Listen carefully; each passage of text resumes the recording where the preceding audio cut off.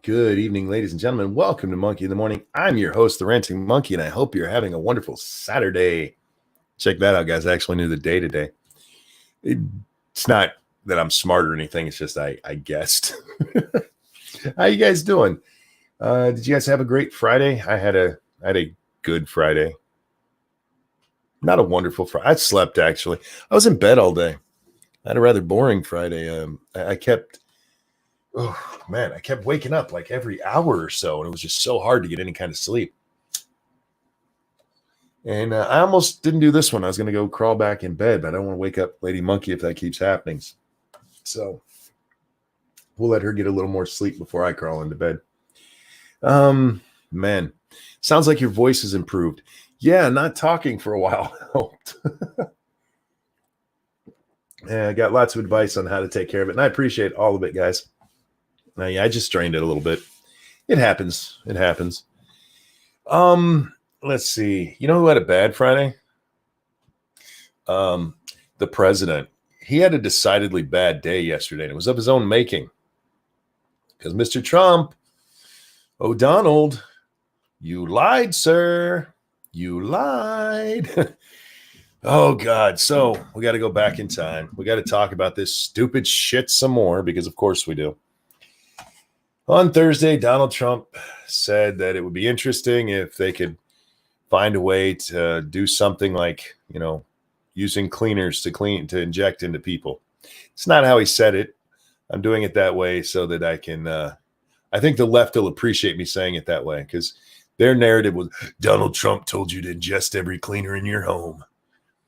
What he really said is that it would be interesting if there was a way that they could figure something like that out. And for doctors need to be maybe looking at something that they could do to clean blood, to clean out horrible things in our bodies. I know that's a very novel idea. It's a very novel idea that doctors would want to get rid of viruses or bacteria or any kind of sickness inside of us. But he made that suggestion, and of course the internet blew up with, "Oh my God, Donald Trump said to eat Tide Pods," which no, he didn't. What he was saying, he was just making the suggestion that maybe this is something to look at. And he also talked about finding a way to harm. Somebody actually used the phrase, Donald Trump wanted you to swallow sunlight, which is not even close to what he was talking about. He was talking about using UV lights to treat people. By the way, a treatment that's been around at least since the 40s, and that has been even more advanced in the last several years, including last year alone. But none of that matters. None of that matters, because Donald Trump told people to eat Tide Pod and drink bleach. No, he didn't. You fucking morons, stop saying that. Well, today, I think it was at the signing of the new phase 4 of the Corona bailout. Is that what it is? Anyway, he was signing. Sorry, yesterday, on Friday, he was signing something, and they were all around the Oval Office desk, and a reporter asked him about his comments. And visibly annoyed, Donald Trump said, "I was being sarcastic. I was being sarcastic." And she pushed him a little bit, and he answers back. And if he had stopped right there, if he had stopped at the first, "I was being sarcastic," I probably would have given it to him. That he was just like being shitty with this reporter because she's being a cunt during this. But then he goes on and he expounds on his answer and says what he was really talking about is that you wash your hands with disinfectants and stuff. And he was seeing seeing what they would bite on or some stupid shit like that. And he was being sarcastic with the reporters to see what would happen. Donald, baby, listen to me. That's a flat out line. You know it. You absolutely know it. We all know you weren't being sarcastic. Now,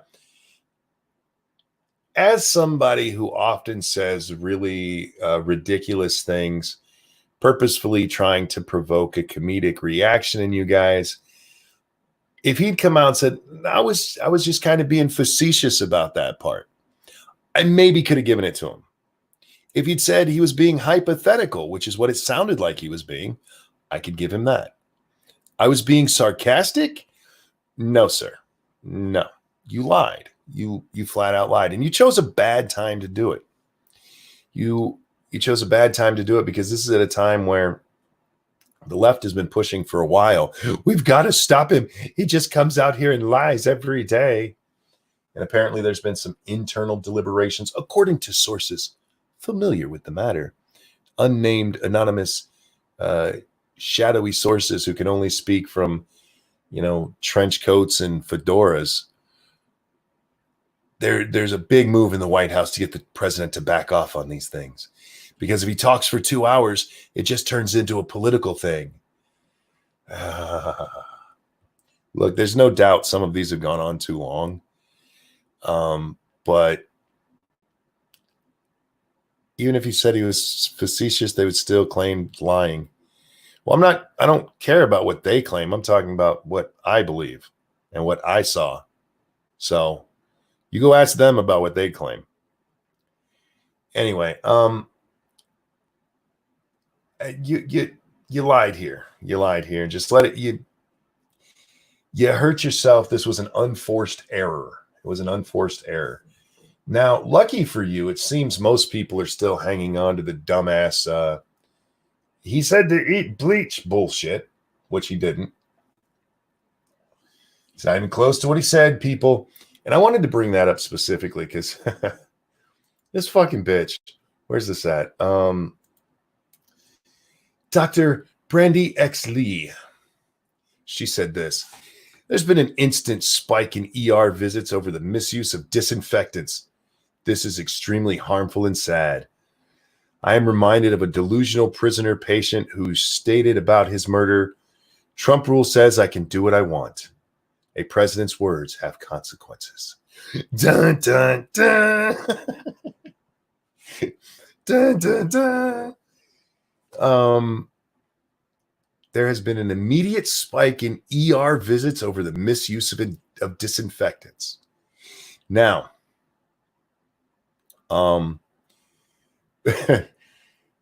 Dr. Brandy Lee here, she went on to say this in her next one. This is only anecdotal from colleagues. No one has yet done an official study, but do we need to? It is a most certain outcome.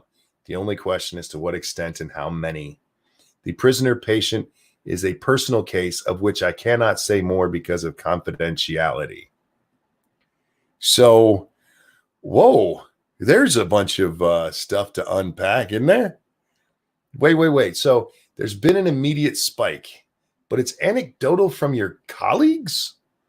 This isn't even something you saw yourself. This isn't even anecdotal from yourself. Nobody studied it, but do we really need to?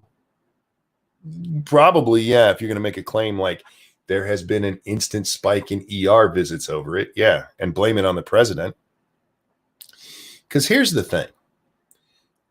You'd have to be an absolute goddamn moron to think Donald Trump was telling you in any way to put any kind of disinfectant or cleaner into your body.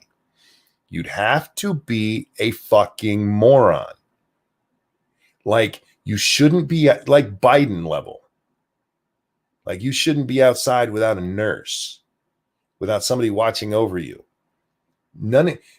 Nobody who actually saw that thought, oh, yeah, he's saying to drink bleach, because he didn't say it.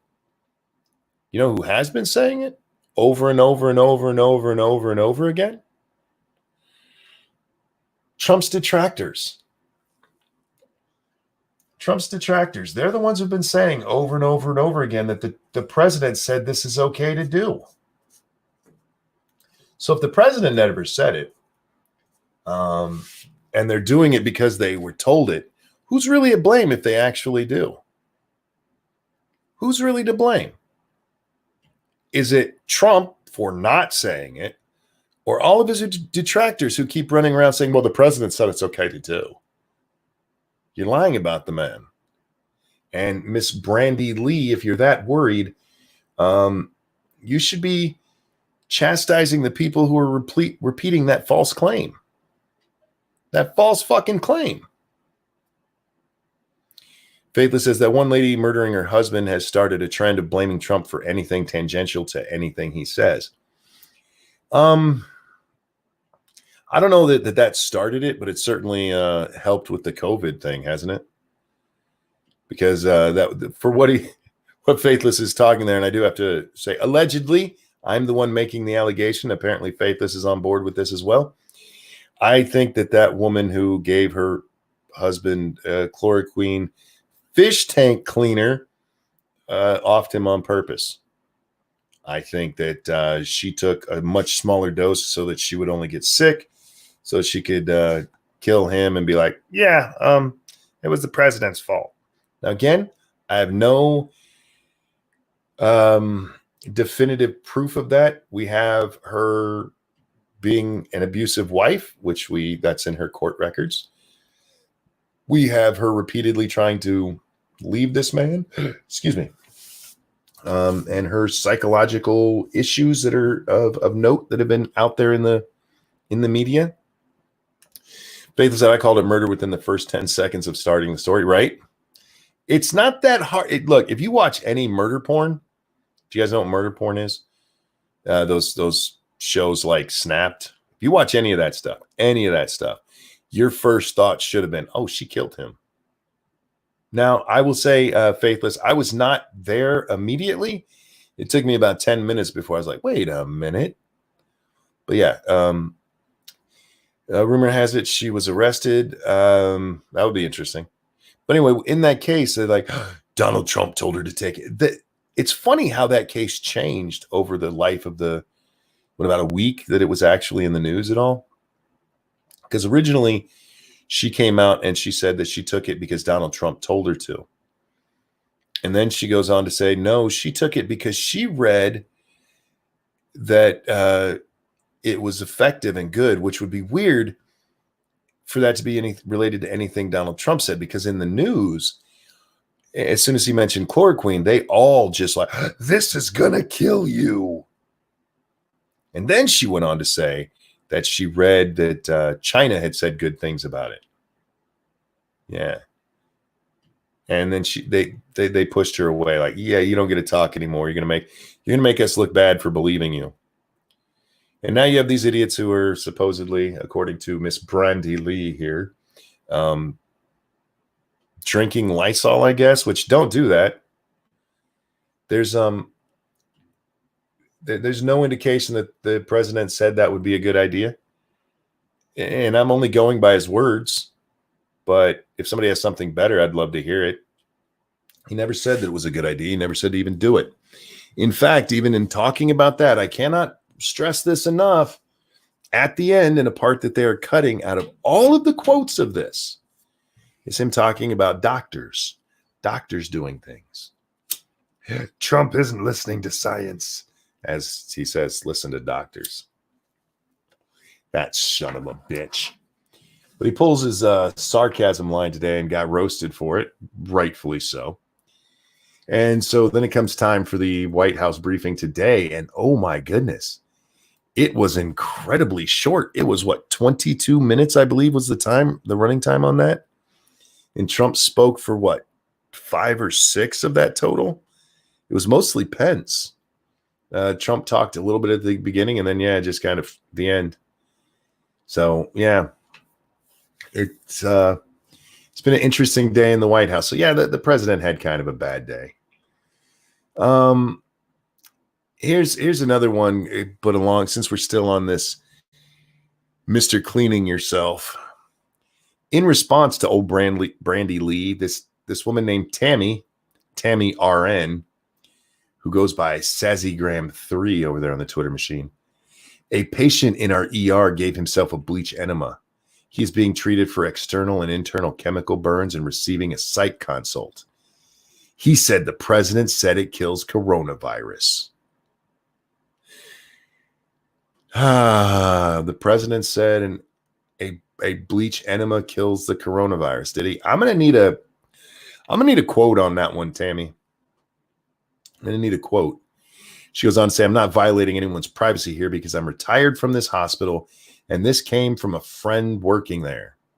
Wait a minute. A patient in our ER? Personally, I would have asked why he thought he had coronavirus of the anus. At Donald Trump, words have consequences. So you're going to make fun of him? That was your idea? A guy who's insane and poured bleach up his ass? You were going to, why'd you think he had coronavirus with the butt? Fucking moron. Oh, God. But, hey, there's a whole world of Twitter that didn't happen going on today. It's a lot of fun out there if you know where to look. Yeah, these people are full of shit. Bunch of liars.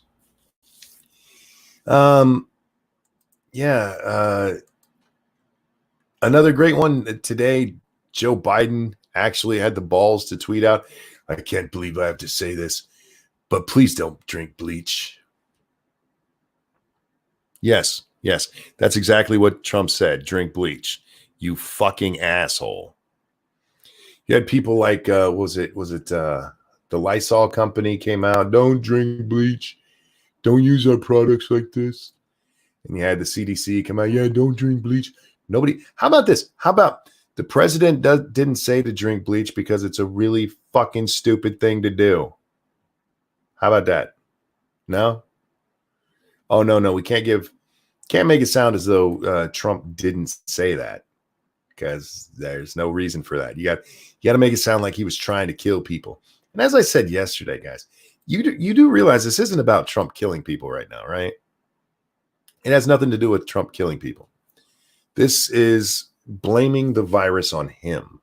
Yes, people have died from the virus, and yes, they'd love to have that 50,000 dead so far around his throat, but that's not what it's really about. See, nobody expects the economy to bounce back.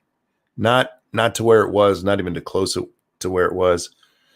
I saw a report yesterday, I think, where it said maybe by the middle of 2021 we'll be getting back to running well.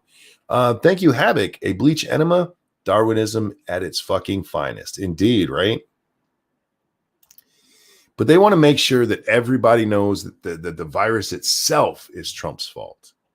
Because if the economy sucks and it's because of the coronavirus, then the best reason people vote for incumbent presidents, as far as people are concerned in the political world, is gone. You take away the economy. It's the economy, stupid. So yeah, we'll see what happens with all this stupid shit. What else was there with this stupid? I hate this stuff. I hate it because I'm talking about dueling liars now. I said to Satsu on Twitter today, the more I watch this shit, the more I think these people just deserve each other. And yeah, I mean Trump. Trump was obviously in a bad mood, and I feel bad for the guy. I do, because he's trying to do his best, and no matter what he does, they just fucking fillet him. He could cure corona, and they would come out and go, well, you didn't do it fast enough. He could literally invent it himself. Like, well, you should have done it earlier. You just didn't care about those people. So I feel bad for him. He's taking a bruising and a beating over this, and he's very, very aware of his how he's seen, and he wants to be seen as somebody who's looked up to and who's done good things, and he needs some affirmation. But especially like the last 48 hours, man, they've just been all over his ass, all over it, which is great because here's what you do, Mr. Trump. One, back off of that sarcasm shit. That was stupid. You lied. But keep doing your daily briefings. Keep them short. Just keep them short. Don't tell the press when they're going to be. Schedule a window. Like, there's a 4-hour window. I will show up in here sometime and show up, give a little tiny update and leave. And don't take questions. Just don't take questions and watch how quickly they melt down. Let me help you with your 4D chess here, man. You seem a little stressed right now. Yeah, it's just it's such a shit show. Such a shit show. And it wouldn't be. I thought about this because I saw an article about chloroquine. I think it was yesterday. I think we might have even touched on it on the show yesterday, but about how there are people who've taken it and are sick, and then they're getting side effects. Like, yeah, that happens with a really powerful drug like that. Yeah, that happens. But it's almost like if it came out tomorrow. Stay with me on a thought experiment. Stay with me on a thought experiment. If tomorrow it came out and turned out chloroquine absolutely cured coronavirus, what do you think the headlines would look like? Do you think the headlines would say Trump was right? Or do you think it would say Trump accidentally got it right? Because I know what I think. I think it would be the former, or the latter, sorry. I think they'd be like, well, yeah, he got it right, but it was a mistake. He didn't mean to. He didn't know what he was talking about. He's a fucking idiot. He's a fucking idiot. Now imagine the other. Imagine the other way. Imagine it comes out that chloroquine is absolutely in no way helpful to fighting this disease.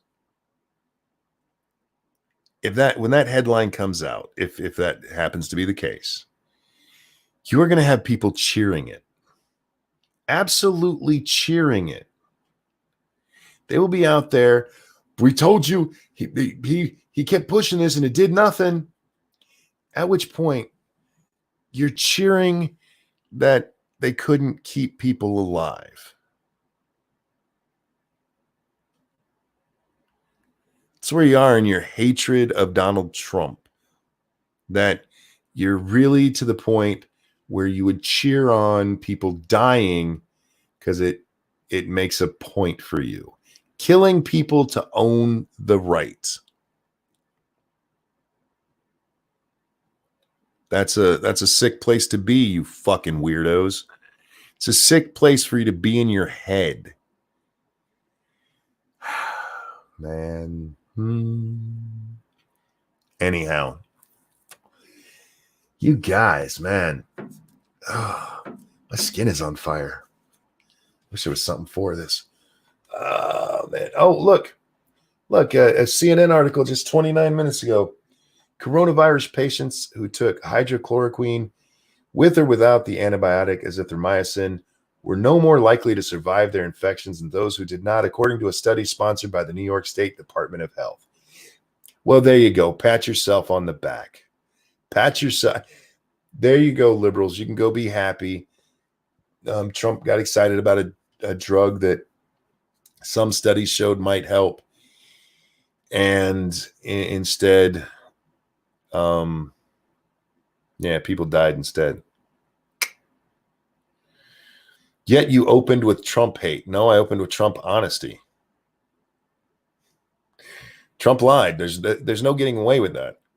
I'm not gonna turn around and pretend that he didn't lie when he, in my opinion, absolutely did.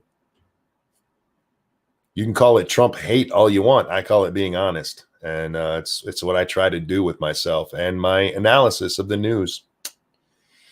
Congratulations for no closer to a cure. You must be happy, psychos. Exactly, Jack. For fucking real, man. For fucking real. Is that great timing or what? 29 minutes ago, this was posted to their Twitter. You fucking douche nuggets. Yay, Trump was wrong. People are going to die. What the fuck is wrong with you? Oh my God. It's one of those days where I just don't want to cover the news. Just don't want to cover it because there's nothing in it that I'm going to have fun with. I'm just going to be pissy. I'm in a pissy mood anyway. The lack of sleep from the last 2 days is catching up to me. As I said, my skin is on fucking fire, man. Fire. U.S. officials scramble to warn against bogus cure floated by Trump. Bogus cure floated by Trump. Can y'all guess what they're talking about? This is the headline on the Washington Post right now. Urgent bulletins were issued to tell the public of the potentially lethal dangers of injecting disinfectants. The bogus cure floated by Trump.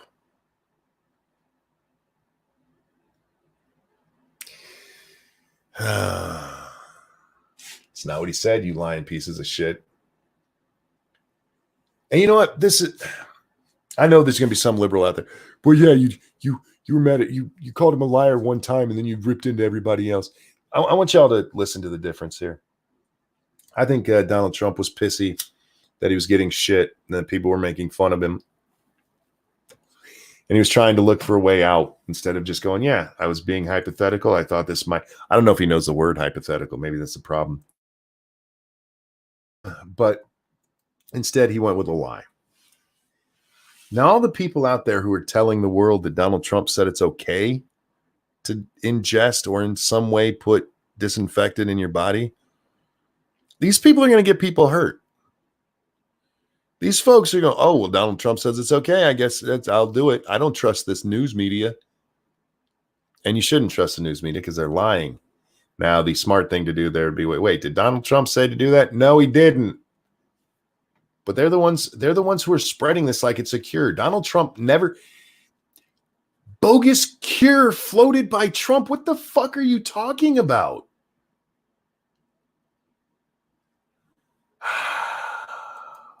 Oh, this hurts. Dire warnings and aggressive pushback as Trump promotes sham cures.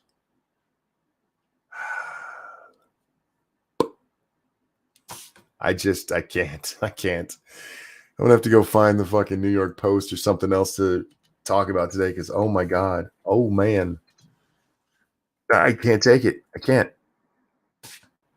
And this has been the same news for 24 hours, more than 24 hours now. And it's a goddamn lie. It's a fucking lie. But you know what happens with the lie, right? You repeat it enough and people will believe it. That's fact. It's fake news. It's how it goes. How did Trump lie? Trump said that he was being sarcastic when he made the comments about disinfectant. He wasn't being sarcastic. There was no sarcasm in his voice or in his presentation. So either he is super bad at sarcasm, which he's not because I've seen him do it before, or he's trying to cover up and he's embarrassed by what he said and decided to lie. And to me, that's what it looks like. Oh, you know what? Let's have a little fun. I know something we can do fun. I got to find that video. I think I retweeted it. Come on. Where's that at? This one. Yes. I forgot who sent this to me and I don't know who the original, this is Greta Lee Jackson. I don't know where this came from, if this was on actually on Twitter, on YouTube, or on Facebook, wherever this video was originally uploaded. I wish I could link it to you so I could give her proper credit. Somebody else shared it. But oh my, hang on just a second. Let's fix that. There we are. And make that full. And make sure my volume is up. All right, here we go. Settle in. This one's fun, guys. I'm Greta Lee Jackson, and I'm not a celebrity. But these people are. And during this time of crisis, they have provided the strength that we've all needed to get through. So it's time for us normal people to say thank you. This shit is funny as hell. I'm going to have to pause it occasionally and talk about it. Otherwise, it's not fair use. I wish I could just give you the link to go watch it, you guys. And the person I got it from, it's not her thing. So what the fuck is that creature you just put on the screen? Paul, it's somebody funny. Somebody funny. I see a number of deaths every day, and the constant threat of being infected and taking that home to my family is terrifying. But the one thing that gives me strength to get to my job every day is watching Ellen broadcast from her mansion. This is like being in jail, is what it is. I never saw that Ellen clip where she said it's like being in jail, but are you out of your fucking mind? Evolved Potato over on the Streamlabs, thank you so much. Trump lied about how he meant something. The press lies about something that could easily get someone killed. One is obviously worse than the other. That doesn't make it good, but one is still definitely much worse. Yes, exactly. That's what I was trying to get at there. Their lies are going to hurt people. It's going to get someone anally bleached. Been waiting on hold to Centrelink for days now. I've lost my job, I've got no money, I've lost everything. But this video of Amanda Keller dancing around in a massive kitchen is really getting me through.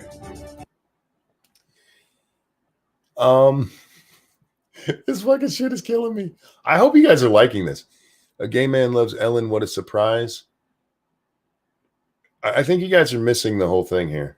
I have been working for 48 hours straight and my face hurts from wearing a mask for so long. I was going to go lick a patient to end it all, but Manu from MasterChef reminded me why I'm here. Gonna go lick a patient. I just had to break up a fight in aisle 3, and every day people call me a f***ing c***. But having Sam Armitage reassure me from her sprawling rural property really makes it all worthwhile. We're all in this together. My landlord refused to, give me a decrease in rent, so I'm out on the street. But this bloke on the beach, man, he makes me feel better. I don't know who he is, but if I knew him, my life would be better. Did any of you guys go watch or any of you watch the thank you from the celebrities? That bullshit, everybody make this about me kind of stuff. The celebrities who were just giving back, you guys, by annoying people with their shitty music that wasn't actually produced, so it sounded as bad as it was. Yeah, that's all I could think about. Is I just laughed so hard watching this. I'm untucked. But look, it's Alf from Home and Away. We really are all in this together. Thanks, celebrities. Thank you, celebrities. Thanks, celebrities. Thanks, celebrities. Get back to work, you Thanks, celebrities. From the bottom of our pathetic little nobody, unfamous, worthless, dogshit, broke-ass hearts. Thank you. Oh, You are the true heroes.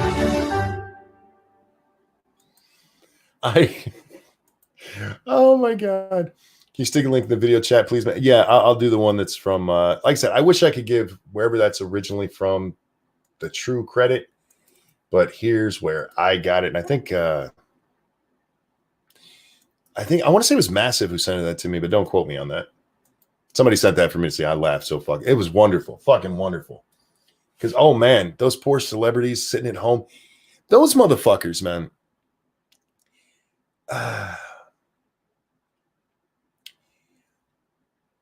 They have no reason to be acting as sad as they are. Was that an Onion video? No, it was funny, man. Maybe a Babylon Bee one, but the Onion hasn't been funny for years.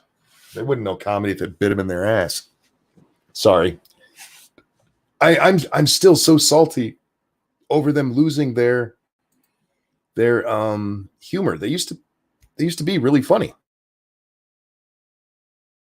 And then something happened and they just even they're not, if it's not even political, just a random art, their stuff is so stupid. And then you look at the Babylon Bee headlines, it's like, oh wow, there's where all the humor went in the world. Anyhow, yeah, these celebrities like, oh, it's so hard being in this house that I've never even seen all the rooms of. They could go on a fucking day trip and learn what every room in their house looks like and kill one day. It's just so hard for me to be a celebrity right now. Oh, piss off. Piss off. I want to talk about this too. Hang on. This one's going to get me in a little trouble. I need people to listen to me. Don't stream. Don't stream. I was watching a stream earlier today. Maybe an hour before I start. No. When did I get off the stream with Satsu tonight? I can't remember. It was between doing the game stream and starting this one. It's irrelevant. I was watching the stream with horrible sound and horrible people with nothing really to say. Just because you can do something doesn't mean you should do something. And Expo Hotep says, I'm suddenly getting the urge to stream. I want you to hear the fullness of my statement. Don't stream. Thinking it's just plug and play. It's not. I mean, you can do that, but that's not a good way to do it. Very few people are just good on their feet at being entertaining and saying things and keeping a stream moving, just doing it. And I've seen so many people try lately. Guys, I'm not telling you not to do it. Prepare. Okay? That's all it is. That's my actual thing. I'm not telling you don't stream. Prepare in some fucking manner. In some manner. Prepare for what you're going to talk about. Set up your fucking sound so it's not garbage. Make sure you're not bouncing sound off of a bathroom where most of these people are apparently doing their streams from. Just prepare a little bit. Just prepare. It's a little bit annoying watching people get on there and go, look, I'm a streamer now. Like, yeah, you are, but you're not doing it right.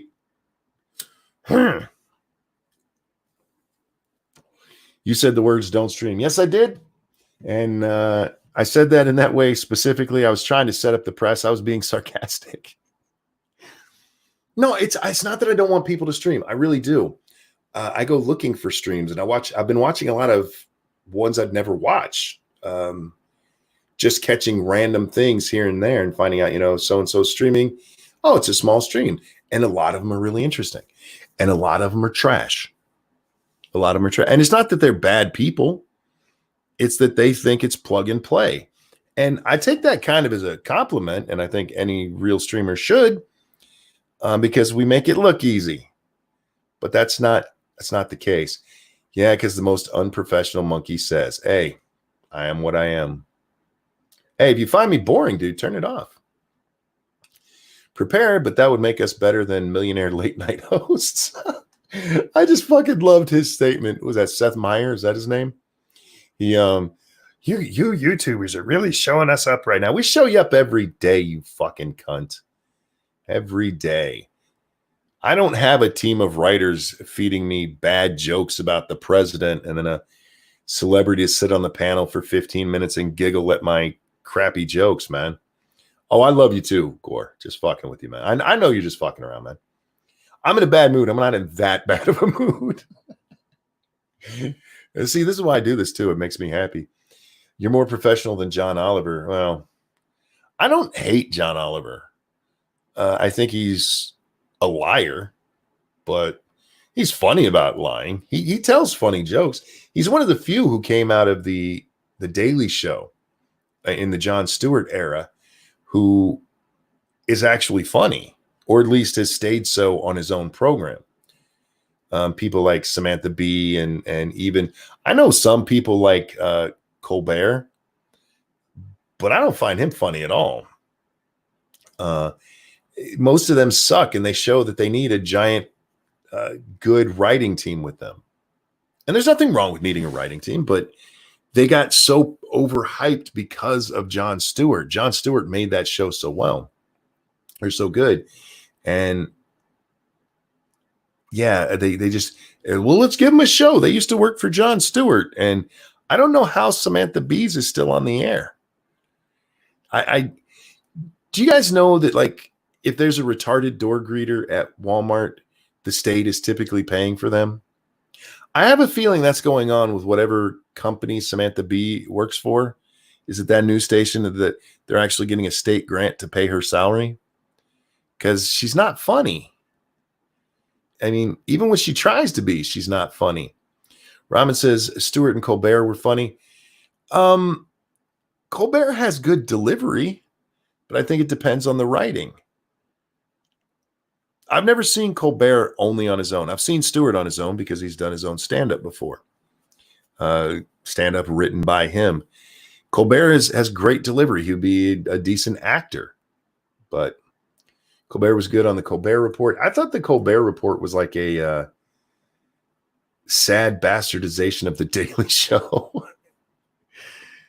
Yeah, Colbert right now is just unfunny. He's taking it way too personal. He's taking Trump way too personal. You know, growing up, I used to watch people like Carson and Letterman, you know, and even though they'd take some swings at the president, it didn't matter what president it was. They'd take shots at him. But the shows themselves were never about that. And there's different kinds of shows now, of course, because you have something like was it Last Week Tonight with John Oliver or whatever the fuck his stupid thing is. His is different than, say, Jimmy Kimmel. Those are different kinds of shows. But people in the genre on your network TVs now, your Kimmel, your Colbert, your all of them, they've taken the politics so personal. So personal. It's like, man, you guys are missing the point of what you do here. You're comedians. You're supposed to be making people laugh. That's why they pick comedians to host these things. It's not so you can get up there and depress us with your sad fucking life as you talk about politics. It's not so Jimmy Kimmel can cry every 2 minutes. Crying is comedy, right, Jack? Yeah. Kimmel, Fallon, and Noah are terrible. Oh, God, Trevor Noah, I'm not even offended at the things he says. He's just not funny. Just not even a little bit. And you're paid to be funny. Do you guys remember the trouble he got into? Was it right before he became the host? He got some trouble for some things he had said in the past. Even that wasn't funny. How do you make inappropriate jokes that aren't funny? I mean, I guess it happens, but not for a professional comedian. Hey, Jack, how you doing, man? Good. How you doing? You know, I'm in a bad mood, Jack. Oh, I'm sorry. Nah, it's all right. It's all right. I'll live. I'm masterfully annoyed between my body being a bitch to me and the news today. I'm just like, you know what? Fuck the world right now. So I'm just here to be mean. I'm glad you're going with me on that. How you doing, man? I did nothing to add. I'm doing okay. So yesterday, were you here? I don't know if you were here. I don't think so. I think you had Skep Talk. Well, I can't remember if I talked about this on the show with you or not, but YouTube has the new thing where they're allowing us to certify ourselves. And when I turn my monetization on the videos each night, now I have to tell it what my videos are going to be like. Like, it has swearing on there. Are you going to be, are you going to swear at all? Are you going to be profane? Are you going to be partially profane? And you get different ratings on this, right? So like, take the profanity one, for example. It's got 2 different boxes you can check. One of them is mild cussing, and I believe they use hell and damn as the examples. In your title and opening, with some swearing later, including the F word. I'm like, yeah, that's me. And if you click that one, you're still monetized. Now, if you start off with the F word, like say you put go fuck yourself in the title, then you click the other one and you're instantly unmonetized. Like, cool. At least we know what's going on there, right? Yeah, that sounds like a trap. Well, actually, I like what they're doing. And if they actually keep to what they say, then it'll be awesome. But here's the thing. I went through and I very honestly answered what it would be yesterday. And I still got the yellow circle, so I had to still appeal it. I wasn't overly profane yesterday, certainly not in the opening. I wasn't overly sexual anywhere. You do have to tell them if you're going to talk about sex, and I did that tonight, just in case. But as long as you're not like describing horribly graphic things or showing naked people on screen, then you're still monetized. I'm like, well, that's no problem. I'll tell you the truth about what I'm doing. The idea, Jack, is that if you're truthful with them and they check it and they see, oh, yep, he was truthful here, he was truthful here, then they'll stop having the bot assess your videos and they'll just go with your rating. I'm like, well, that sounds great. And we've only done one so far, but you're already off to a bad foot, guys, because nobody looked at it. You let the bot look at it, even though I self-certified. YouTube, stop lying to me. So, yeah, I had to do that again tonight. And I'll be doing that every time I do it from now on because that's how YouTube has it set up. I like the program, and I hope it works. And I hope it's not screwed up by a whole bunch of people who lie about that stuff. Look, I don't make money off these really anyway, Jack. Our audience is our they're the people who pay us. So I don't care if it gets that yellow circle, but at least be fair. Be fair. Anyhow, that's too much to ask. The video that they released, that they sent a email to creators the other day saying that it's gone live, this system. It's been out for a little while. Other creators have been using it for a little bit. It'll be interesting to see because they're supposed to, like the one that I got the yellow circle on yesterday. If somebody goes through and reviews it like they're supposed to, and they still keep a yellow circle on there, they're supposed to give me notes to tell me what I did wrong. Yeah, right. It'll be like, you're one of those evil right-wingers that we hate. Look, Jack, there's times we definitely should be behind a yellow circle. Whatever, we're too awesome for that. There's no question about that. I mean, we've said some horrible things on the show from time to time. Look, there was one time at least twice that I know of, that I remember. When I say know of, I mean remember. I put my own streams behind 18 plus walls. I'm not trying to lie to these guys, but help me help you if that's what you're trying to do here for real. Anyhow, they really wanted this done right. It would be very simple and just a few rules. Well, that's true, Eagle. But the way they have it set up, if they actually stick to those, if what they put in it, because another one, Jack, is talking about the news, which is what gets a lot of people in trouble because we talk about the news and we're not CNN, so we don't get the Diet Pepsi ads. Yeah. Even though we talk about the exact same things. They go in there and there's two separate things if you're going to talk about the news. One of them is I'm going to talk about recent, terrorist threats, shootings, bombings, that kind of thing. Or I'm going to talk about something else, something else nonviolent, or I forget the exact wording, but it says, for instance, the COVID news. And if you click on that one, you still get the green circle. And I've clicked on that because that's what I talk about. But I still got a yellow circle, Jack. I'm a little upset. Well, I imagine they're probably not going to monetize you if you're talking about something like COVID or something controversial. Well, they're having a problem with the whole COVID thing because people know they're monetizing things like CNN and MSNBC and all those guys where they talk about it quite lengthily. At length, I guess, is the price. Is lengthily a word? Did I just make that up? I think you just made that up. Cool. Speaking at length, so it's okay to talk about it, and that they're trying to make that distinction. You're just not okay to talk about, conspiracy theories, like it coming from China. Oh God. But CNN is real news. Haha. Sorry, I couldn't even finish that sentence. Yeah, I know.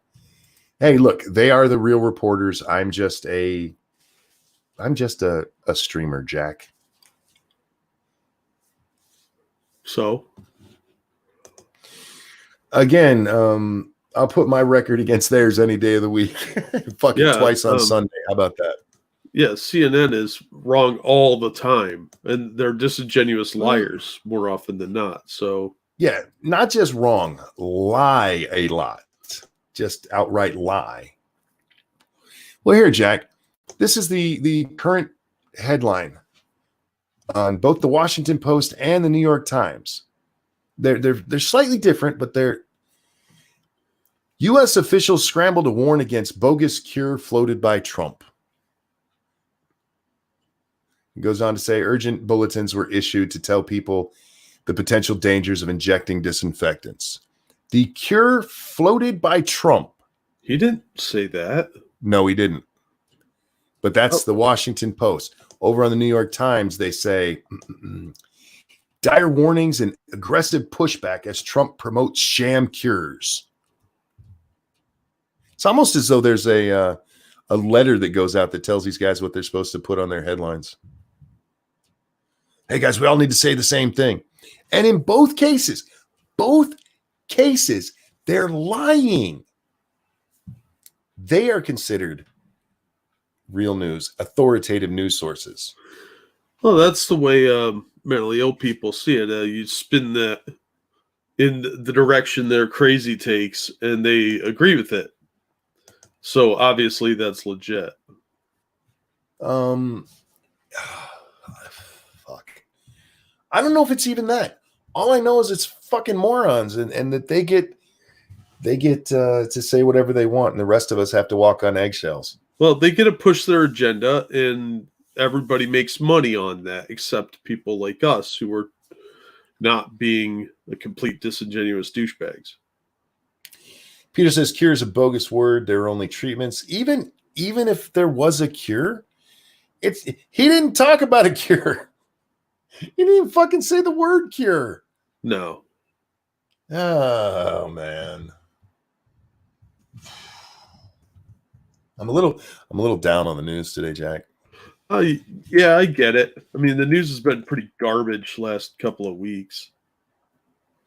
I can't wait to see what the big story is out of the New York Times and Washington Post this weekend, because they always one of them usually does a big Saturday story and the other one a big Sunday story, and hopefully it changes the news cycle. Because Jesus Christ, we're into day 2 of Trump said to put bleach in your body. No, he didn't, you dumb fuck. Stop it.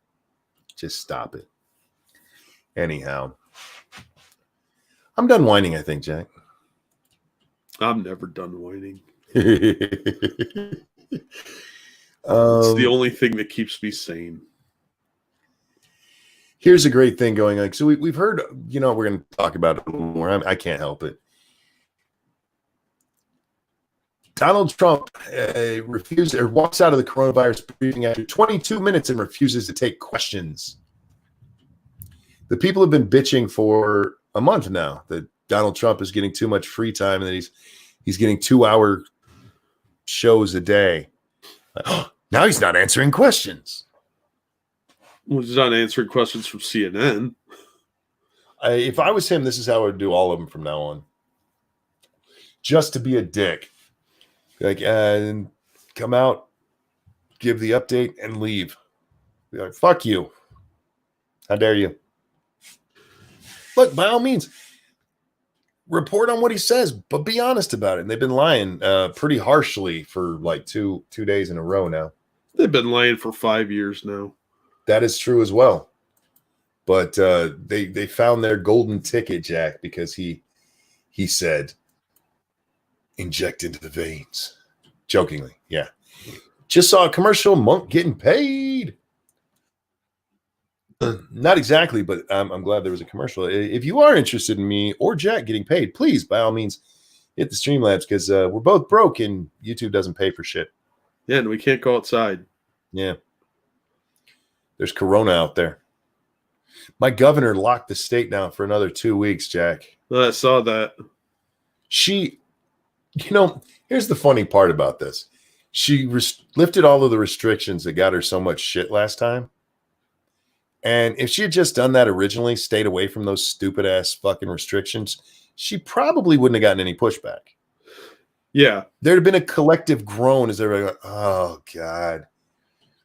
But here's one of the things that they did. Because before she had banned golfing, you weren't allowed to go golfing. She's letting people go golfing now, but you're not allowed to use a cart. Why?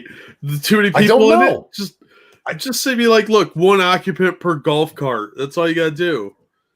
You know, look, if you're going golfing with somebody, chances are you're around them. Maybe it's your golf buddy you haven't seen in a while. So maybe.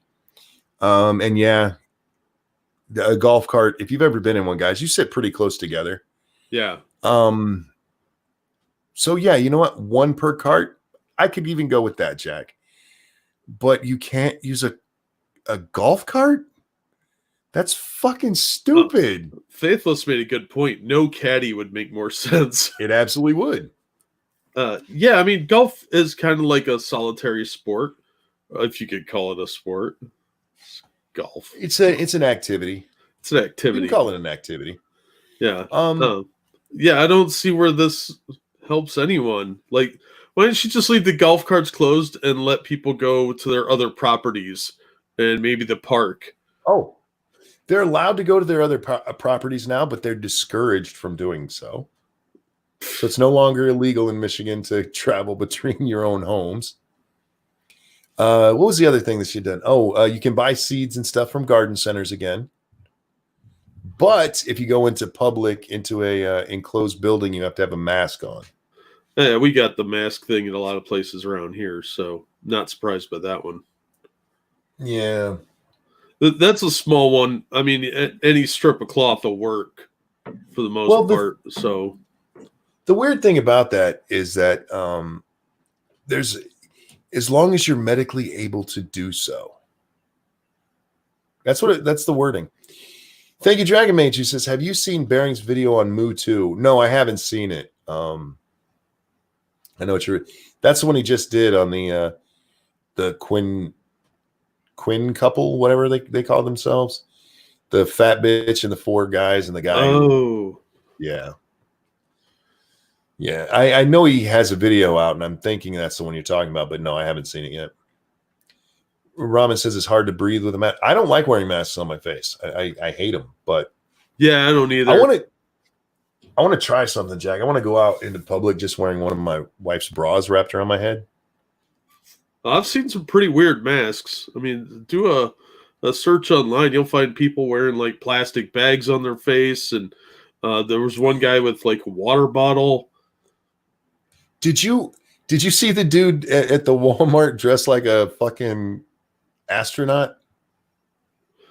Oh my God. No, but that's awesome.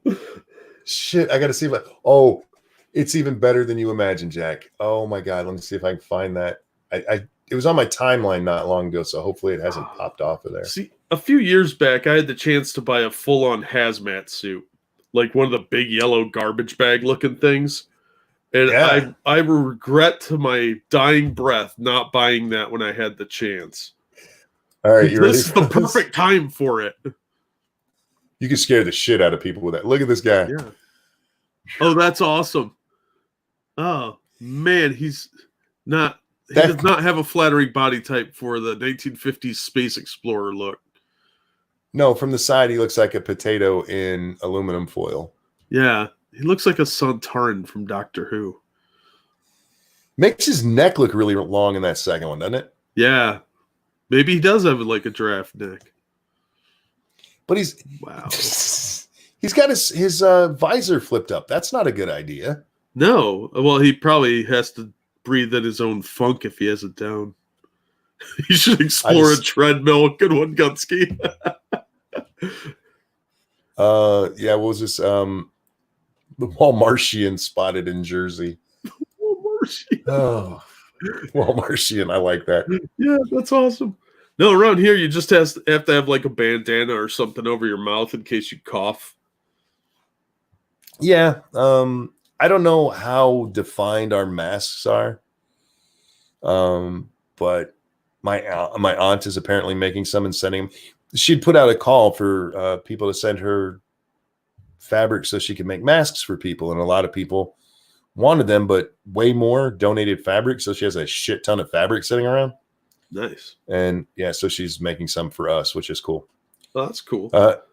Don't impose your unrealistic European beauty standards on him. Indeed, Mr. Dax. I do what I want. Man. Whatever. I do what I want. I think it would be great to have an actual hazmat suit. Right? Just to scare people. Is that wrong? No, because if it's funny, it's not wrong. Unless you're scaring me, then I'm not okay with it. Yeah, that's hypocrisy. I'm fine with that. But man, I cannot tell you how much I regret not buying that thing. It was a little more than I was willing to spend because it's like I'm never going to use that. Hindsight's 2020, man. I know it always is. Like, yeah, it'd be fun to have in case of some sort of serious emergency, but what are the odds? Well, shows what I know. No. Yeah, I'd like to just walk into one, especially if I know there's a lot of skittery people in there, and just halfway through, bring the team in. Yeah. Just thank you for dropping our links there, nuts. Yes, guys, we're brought to you by you. Please hit the like, the share, and if you can, throw shekels at my man Jack here. He's a good guy. I want an old scuba suit with a helmet. Oh, those things are heavy, man. Yeah, but they are cool looking. I was always afraid of them. Yeah, they are creepy. Plus, ever since BioShock, I was like, man, those do make cool bad guys. I also like the actual astronaut outfits that the guys used to wear. I know they have new ones now. They don't look near as cool. The old bulky ones. I've seen people get into those things, and it triggers my claustrophobia watching them get into it. Oh yeah, I'm like, yeah, you could be claustrophobic. I would get stuck. Yeah, they probably have to grease up before they get in them too. Oh yeah, and yeah, you'd smell Lysol and sweat. Would you wear a suit of armor? Probably not. That's too. Look, man, I'm stealthy. I need to just wear a little bit of cloth, something to keep my balls from flapping against my leg is all I really need. That way people can't hear me when I'm sneaking up. Buy the new Ranting Monkey loincloth available on Teespring. It's the Ranting Monkey dick cover. Yeah. No, I think a lot of that stuff looks neat, but yeah, I was always just a little bit scared of the sea outfit. And yeah. And with the astronaut one, that one looks really cool, but I'd never go inside it. Mm-mm. Yeah, I don't think I would either, but they do look really cool. Egg farts in a spacesuit would be torture. Yeah, it'd kill you. Yeah, they need some sort of filtration system. How many times can you fart in one of those things before you pass out? I don't know. I'm sure it's got some sort of like carbon filter so that it can circulate the air. Because you are breathing still. Sure. So the carbon has to get sucked out somehow. You're ruining my joke. I know, but I'm just I'm confused about how that works. I'm gonna have to look that up later. I did see a Mythbusters once where they calculated the volume of a fart. Gross. Yeah. Like that's not even a myth. That's just you sitting around with your friends going, wonder how big a fart really is. Yeah, that's something that stoned people would come up with, not Mythbusters. Yeah, indeed. But that's what they did. Yeah, they put Adam in a tub and they trapped the fart bubble. I wish I was making that up, but it's true. They trapped the fart bubble. I don't know. That's the type of science we should not be funding. Use your own money for that shit. That's dumb. Well, and they are privately, or were, they're not still doing it, but they were privately funded, so I don't have a problem with it. No, it's a waste of science. Yeah, it's a waste of resources. But you know that some scientist somewhere was like, I'm going to apply for a grant for that. Because they did the lobsters on treadmills thing, or whatever that was. It's like, that's stupid. What now? They had like some sort of like lobster type thing on treadmills. There's video of it. All right. I'll find it quick. Yeah, it's fucking dumb. No, we used to watch Mythbusters a lot. I can't remember most of it. I remember one that they did, whether or not drafting works, where you ride really close on somebody's ass to get better gas mileage. Turns out it's true, but it's also a good way to get in a massive accident, so don't do it. There was one. What was the one? Whether or not it's more dangerous to be drunk and drive than to use your phone and drive. But with their limited test, it was actually about the same, a little worse talking on the phone. But my favorite one, and this one I was shocked because when I watched it, I actually had to try it myself. They were talking about the quickest way to cool off a beverage. And somebody had reported that if you bury it in sand, pour gasoline on top of it, and light it, it'll come out really cold. That's not true. So they went to what they always do. Okay, what would be the best way? The best way to do it, and we tested this. Take any size pop that you want, guys, soda, whatever you guys call it, and make sure it's room temperature. Fill up a bucket or your sink or whatever with cold water. Put a bunch of salt in there and a bunch of ice, and then drop your soda in there for about 5 minutes. It'll be ice cold. You know what else does that? Is My freezer. Fridge? Not in 5 minutes. Yeah, the freezer? Yeah, you can do it in 5 minutes. Just pack all the ice around it. I suppose so. No, because, salt water has a much lower freezing point. The ice just becomes a giant bucket of fuck all cold.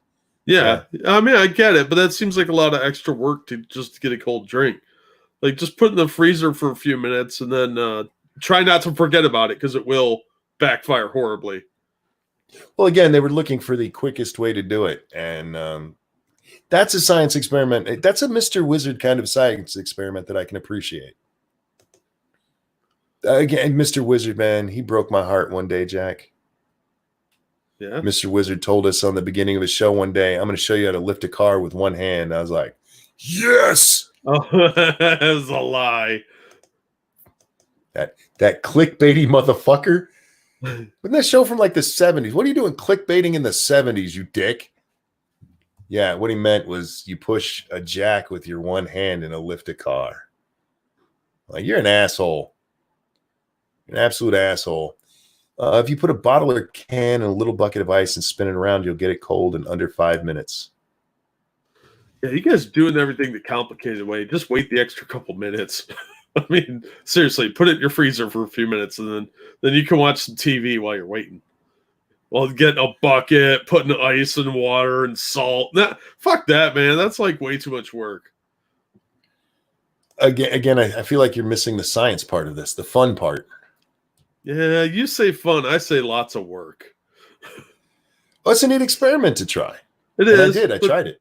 That's something you do with the kids. It's not something you do on your own. Because that seems like I am interested in watching science, not doing all the nonsense work for it. Lady Monkey, hi, Lady why Monkey. are you awake? Good morning, sweetheart. She just called me a bitch. Yeah. Well, she might be calling me a bitch. I'm not sure. But I dropped that link for the lobster on the treadmill on the side chat. Apparently, there's shrimp on treadmills too. But why? I don't know. Waste of money.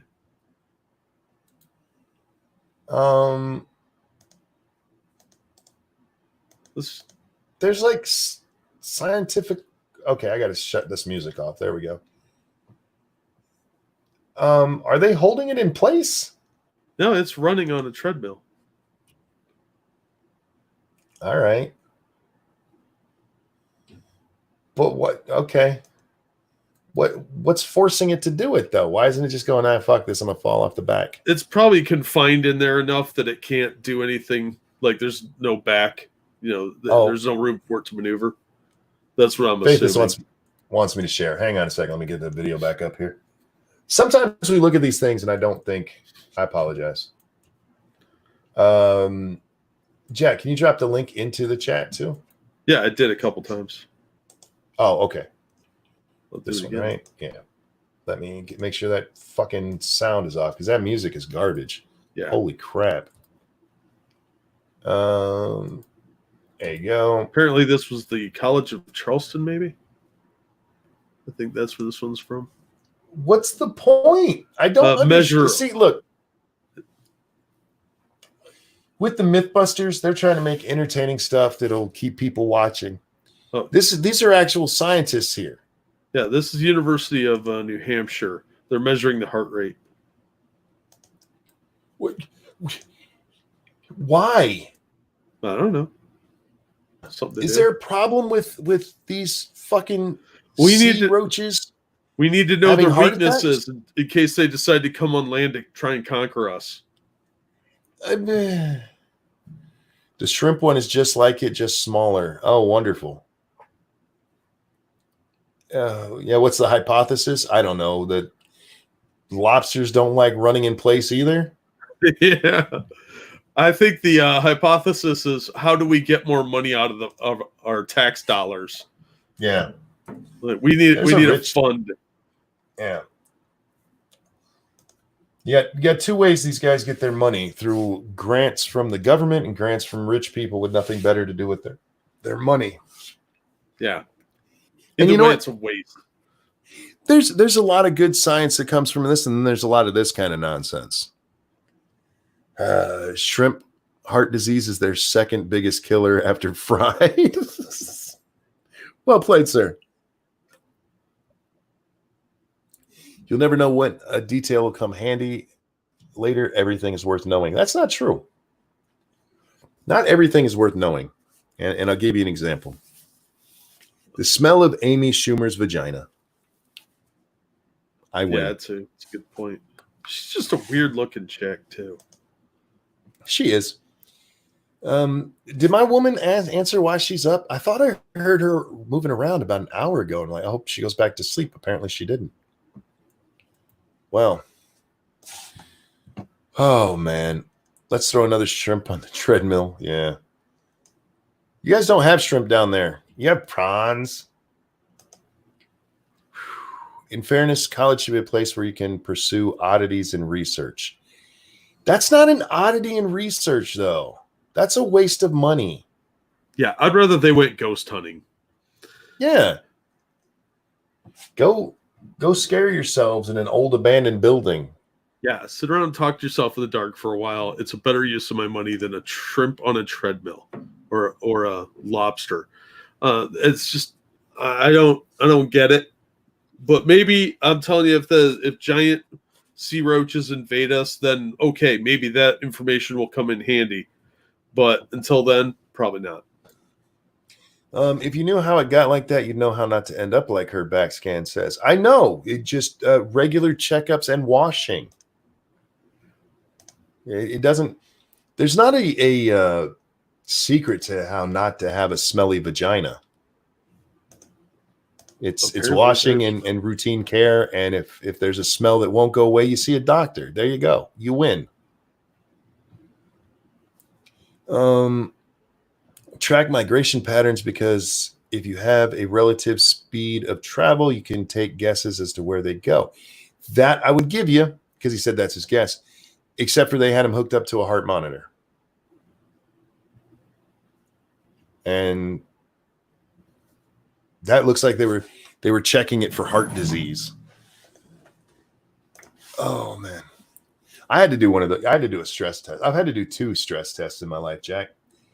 The first one, they put me on the treadmill, and my doctor, being the jackass that he is, he came in to jog on the treadmill too. So he's on the treadmill next to me, and I'm dying, man. I'm like a couple minutes in, I'm dying. I'm not a runner, Jack. I don't like to run. I've never liked to run. The only time I run is if I'm playing sports. But I told him, you need to turn this off.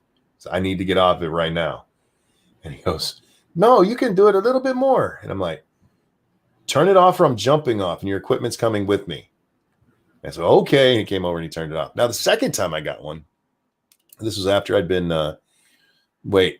marrying me was your first stress test. No, sweetie, you're a sweetheart. Is that what this is? Has this just been one big stress test? I hope I'm doing well. But no, the second time I was having problems where I was just passing out, Jack, for no reason. And they thought it would be a good idea to put me on a treadmill. I'm like, y'all ever seen what happens when somebody goes flying off a treadmill?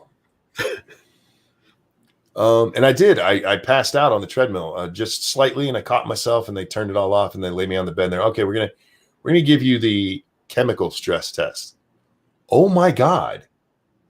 They need to warn you what that's like in advance, because they didn't. So what they do is they give you whatever this little cocktail is, and it makes it feel like your heart is going to jump out of your. I thought I was dying. And she goes, oh, no, that's normal. I'm like, then why didn't you tell me that to begin with? Yes. Oh yeah, we should have told you. Like, yeah, you probably should have, bitch. Anyway, tall person, thank you. Good morning. I'm super tired. Worked 2 8-hour shifts in the past 24 hours. Probably going to pass out while listening to you. Happy National Day of Puppetry, everybody. He does a Z like he fell asleep. Thank you, tall person. That's very kind of you. Let's see what's going on here. Oh, I was going to talk about this yesterday, and we talked about it very little bit on the night before on Lords of the Night. Miss, give me your $10. That cunt. Yeah, she had an apology video. I saw that. It was so bad. It was. I haven't seen acting that bad since I don't know, the 90s, when you watch like Hoop Dreams, which was the Saved by the Bell knockoff. Yeah. Oh yeah. So here's what happened for those of you who don't know. This chick goes onto Twitch and somebody tells her in the comments that he'd like to donate to her, but he can't. And she goes off on this fucking rant. What was her name? Invader V? Something like that. She goes off on this rant about how she just doesn't believe that. If you have time to watch Twitch, you have $10. What you're saying is that you are very bad with your money. Because if you're watching Twitch, you should be out there and you don't have $10. You should be out there working it, trying to get the money so you can come watch me. You know who doesn't have a lot of money? Unemployed people. Yes. Serenity says she lost so many subscribers. It's awesome. Yeah, she lost. Last I saw was about 90,000. But she comes out with this apology and she says, that's not me. That's not how I think. Like, what? Bitch, it was you saying it. And if I have to believe you when you don't think you're in trouble and don't think anybody's paying a whole lot of attention, or when you're trying to cover your ass for saying something really horrible, I'm going to go with the former. Call me cynical. Yeah, no kidding. Real quick on the Streamlabs, thank you, tall person, for the donation. Happy Crayola days. Where's that? She also mysteriously gained 90K subs in one day. I think it was the Quartering did a video on that where it shows Jack, she's steadily going along, and then she just has this one day or a couple of days where she just shoots way up like 100,000 people. Yeah. And then she has this day where she does this stupid shit and she drops right back down. I don't necessarily think that, because Jeremy goes, to me, this looks like she bought subs. It doesn't to me. It doesn't look like that to me at all. You know what it looks like to me? It looks like she had an okay boomer moment. That okay boomer shit. I said those words. Stop it. My phone started to go off. That chick, she gained like 100,000 people in a day, in 2 days, something like that. And if you look at that 6 months from now and don't know who she is and don't know about that whole meme, you might go, oh, she must have bought subs. 100,000 subs is a lot to buy. Gamer Valine, thank you. Please know I'm not working in my PJs tonight. I don't need my irritation to become full-blown anger. I'm actually in the office. Look, I'm trying to keep my full-blown anger down, so we'll work on that together. But yeah, she's a horrible chick, and she came out with it. That's not really me, you guys. She pulled a Chris Cuomo, man. Yeah, it totally is her because she did that. Yeah. Remember when Rice Gum bought subs? I don't follow much about Rice Gum at all. The only thing I remember about Rice Gum is he once broke a girl's phone for streaming next to him when he didn't want to. Yeah, I don't know who Rice Gum is. So, but if he broke somebody's phone, he's a douche. He's an Asian Jonas brother, not Jonas brother, Paul brother. Whoops. Oh God. Yeah, he's basically Jake and Logan in Asian form. And he likes to do these diss tracks, which are really, really bad. Oh, I do remember he got into a pissing match with what's it? iDubbbz. iDubbbz ripped him apart. It was fucking beautiful. So yeah, okay. I guess I do know a little bit more about him, but I don't pay any attention to him.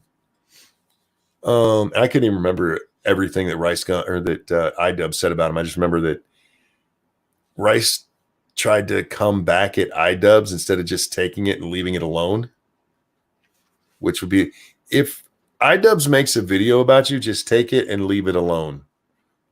Don't give him more fuel for the fire.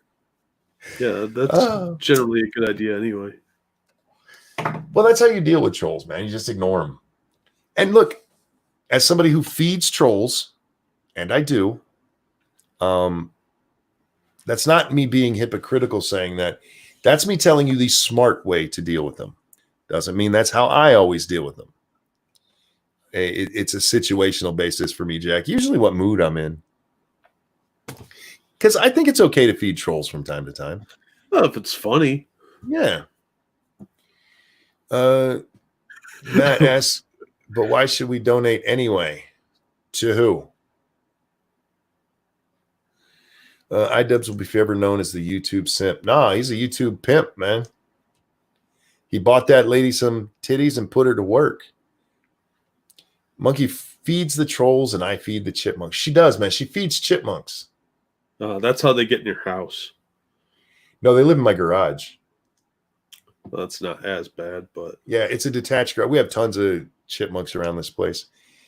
Lots of squirrels, lots of chipmunks. Squirrels. I know. Dangerous made a good point, though. Why you compared the Paul brothers to the Jonas brothers? Why are you so mean to the Jonas brothers? I just slipped, man. It's a brothers thing. These are people I don't care that much about, so it's not like I'm passionate about them. That's fair. Yeah. Yeah, Lady Monkey, she feeds the chipmunks. There's a little space out by the garage where she was feeding them peanuts every day. And then these little shits would come and stare at us and do their little chirping bullshit, wanting food. Of course. Go forge your own, you little shit. Why? They got you. Not me. I got Lady Monkey. Chipmunks are and squirrels are adorable. When they're not in your house, yes. Do you remember me telling you about a cat that just kind of moved in with us? Yes, vaguely. So we had this cat one time just come up to, I can't remember who came home from the store, but we all went out to help bring in groceries and stuff. And it was night out. We don't have a front light outside of our house. You just see the light from the windows. We don't get many visitors or anything, so it's not a big deal. But this night, my son picks up this cat that he thought was ours. Because we have a long black cat, and there's this long black cat, and he picks it up and brings it inside, and we finish bringing everything inside, and we look at the cat, and like, that's not our cat. But he like made himself at home. He's like, I live here now. Cool. And he did. And he was a sweetheart. Some jackass ran him over. Oh, that sucks. Yeah, it did. It was horrible. But he was just all full of life, and he was our only outdoor cat because that's where he came from. So he'd go out in the yard, and one day he pops his head up out of the yard holding a chipmunk in his mouth, to Lady Monkey's horror. That's what a cat's job is. He's an outdoor cat. What'd you expect? Yeah, he collects the vermin and eliminates it. Yeah, I'd love to have more kitty cats just for that, to keep all this shit away from the house. Oh man. Yeah, he was funny as shit too. One day he was hunting turkeys, Jack. That's awesome. Go big or go home. Yeah, this motherfucker. This whole fucking group of turkeys out there, and he's out there hunting. And Lady Monkey scared him because she thought he was going to get himself hurt, which he might have, but he was obviously not a kitten, so he'd lived out in the world for a while, and he was going to take himself home a turkey. Our cat caught a bird one day and let it go in the house. When we lived in San Diego, there were tons of lizards all over. And my cat would go outside, catch a lizard, and bring it in and shake it by the tail. Now, these lizards, their tails came off. Uh-oh. Yeah. So she would shake it by the tail until its tail broke off, and then it'd be running through the house. A turkey will fuck you up. That's true, but you ever seen what a cat can do? Cats will fuck you up, man. Yeah, they're determined. I would not want to fight a turkey, though. They're dicks. I'd rather fight a turkey than a cat. Oh, all yeah. things considered. Yeah. Oh, on the Streamlabs, thank you, X-Boba Hoods Up. Here's some money to refuel your arsenal against the squirrel menace. Thank you very much. I do need new batteries for my trap. Lizards can practically eject their tail. Yep, it's a defensive mechanism. So yeah, she'd bring them. Yeah, my mom used to bitch at that cat all the time. She loved it too. It's the only reason we got to keep her. But yeah, that's what she liked to do. She thought it was funny. What is Lady Monkey joking about? I'm sorry, baby. Where are you at? No, but James Colley had a good idea. Impromptu nipple stream. Oh dear God, no. I can't take it today, man. I'm in pain. We're trying to keep my body away from pain, people. Oh, you know what I mean? Fucking cat would hop on my lap and unsheath his claws on my legs. Oh yeah. I hate that. If a cat doesn't like you, they will never like you. It's very rare they turn around. I get along very, very well with cats, but I don't trust them. You ever hear about these people who die when they have like 4 or 5 cats and nobody finds them for a few days and they come in, there's a skeleton left? Yeah. And cats are just like, I'll eat the fuck out of a person. I'm dead. I don't care. They can munch on me. Whatever. They got to eat too. Yeah. Come on, man. The bowl's not even empty. They're just like fresh. They don't care about that. The bowl is just to keep them from murdering you in your sleep. But once you're dead, rules are gone. Gamer says, you fight the stairs again? No. I had that bad week, like what, 2 weeks ago, a week and a half ago, whatever it was, and it passed. And yeah, it feels like it's coming back. It's just a bad time right now. I'll be fine. Cats are people too. I don't think that's real. I know they made that movie. Now somebody help me. Did they get rid of the buttholes or did they add them in? They got rid of the buttholes. Apparently there's what they call the butthole cut. That's the legend, is that there is a version where they have the buttholes, but I guess some of the cast must have complained and they decided to CGI out the buttholes. That means at some point in the life of this movie, not only did somebody go, yes, these costumes need buttholes, but somebody in the costume and probably makeup department got together to make cat buttholes. Yeah, see, I don't know if the buttholes were real on the suits or if they were CGI'd in to begin with, and then they just removed them later. That's the part I'm hung up on, because we're not going to know until somebody breaks into where the props are stored and finds those costumes. Yeah, Unholy Reaper, it's actually called the butthole cut. Yes, the butthole cut because, they took out all the butts. And that would be the cut of the movie. I would be willing to bet that it was Taylor Swift who's like, I don't want my butthole all over the screen. And now we'll never see Taylor Swift's butthole. Well, Evolve just asked what I was going to talk about. If they had buttholes, why not dicks and vages as well? Well, a kitty cat's penis is sheathed. So I can get it. You just have a little bump there for where the penis would be. Fair enough. The vagina, I haven't paid a lot of attention to cat vagina. I don't know. What does a cat vagina look like? I don't know, but you would see a giant ball sack unless they were all fixed. I mean, these are a bunch of stray cats, right? So yes, now ball sacks they should have. Yeah. Over on the Streamlabs, thank you, Okie Native, for the donation. I was going to use this to buy my 87-year-old grandmother a respirator when she visits, but you need it for a squirrel hunting cat more. Oh, thank you. Thanks. I hope your grandma's okay. Dibs on the punk rock band Taylor Swift's fuzzy butthole. Fair enough. You do you, man. Does that mean all the cats were neutered? I feel like they put too much emphasis on. How do you get to the point where you're making cat buttholes? I don't know, but that would be a step down in your career. Like, here I am making fucking cat buttholes. Whether you're the CGI guy or the prop department, I don't know. All you can see on all you can really see is the butthole on most cats without a gyno exam. For females, yeah, Jack's right about. We had one cat, man. He was way too proud of his nuts. Like, dude, put those away. We're gonna take them away from you. Check out And my we balls. did. And we did. Yeah, his name was Nuisance, man. This cat, he used to go out and he'd be gone for like a week at a time. And he'd come back with like an eye missing and part of his ear gone. He was a fucking brutal cat. He was cool as hell. Unholy Reaper said it best. It's probably the furries looking for this butthole cut. I'm just lost on that. Why? I don't know. I ask these questions too, but the answer would probably be more disturbing than the question. How do you get to the point where you're making butthole in any of the plays? Because for those who don't know, Cats was a play. Did they have buttholes in their costumes? I don't know. That's a good question. I don't understand. Yeah, Faithless has it right. The whole movie is kind of a why, because who really asked for this?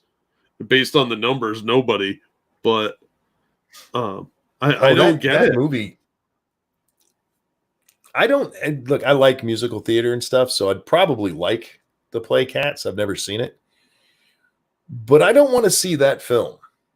That's scary. Those costumes, oh my God. Yeah, they're pretty nightmarish looking. Like that, they're creepy, and I don't want to have the nightmares, but that's why I didn't go see the stage play either. Well, first of all, I hate plays. They're a great way to get blowjobs, but man, you got to sit there for 4 hours listening to some asshole sing about memories? No. History always repeats. Says, Ranting Monkey, do you have pubes? Does your mom want them back? That's not right. I'm sorry. Yes, I have pubes. Thank you. Gamer Lean, thank you so much. Taylor Swift gained. Wait, she doesn't pass the 2x4 test anymore. Plus, she never forgot Rule 34. But are you sure she can handle the curve, or you can handle the curves? Oh, I think she's still mad at you about talking about fat girls. I'm sorry that there are fat girls in the world and that I don't find them attractive, but I'm a discerning man. What can I say? And yeah, she's not aging that well. I'd still bang Taylor Swift, but a lot of dudes have been there before, so you got to wear like the steel belted condoms. I've never really considered her all that attractive. She's okay looking, but as she's getting older, she's getting less attractive. Good night, Nuts. Night, Nuts. Thanks for dropping links. Oh yes, thank you so much for dropping the link, sweetie.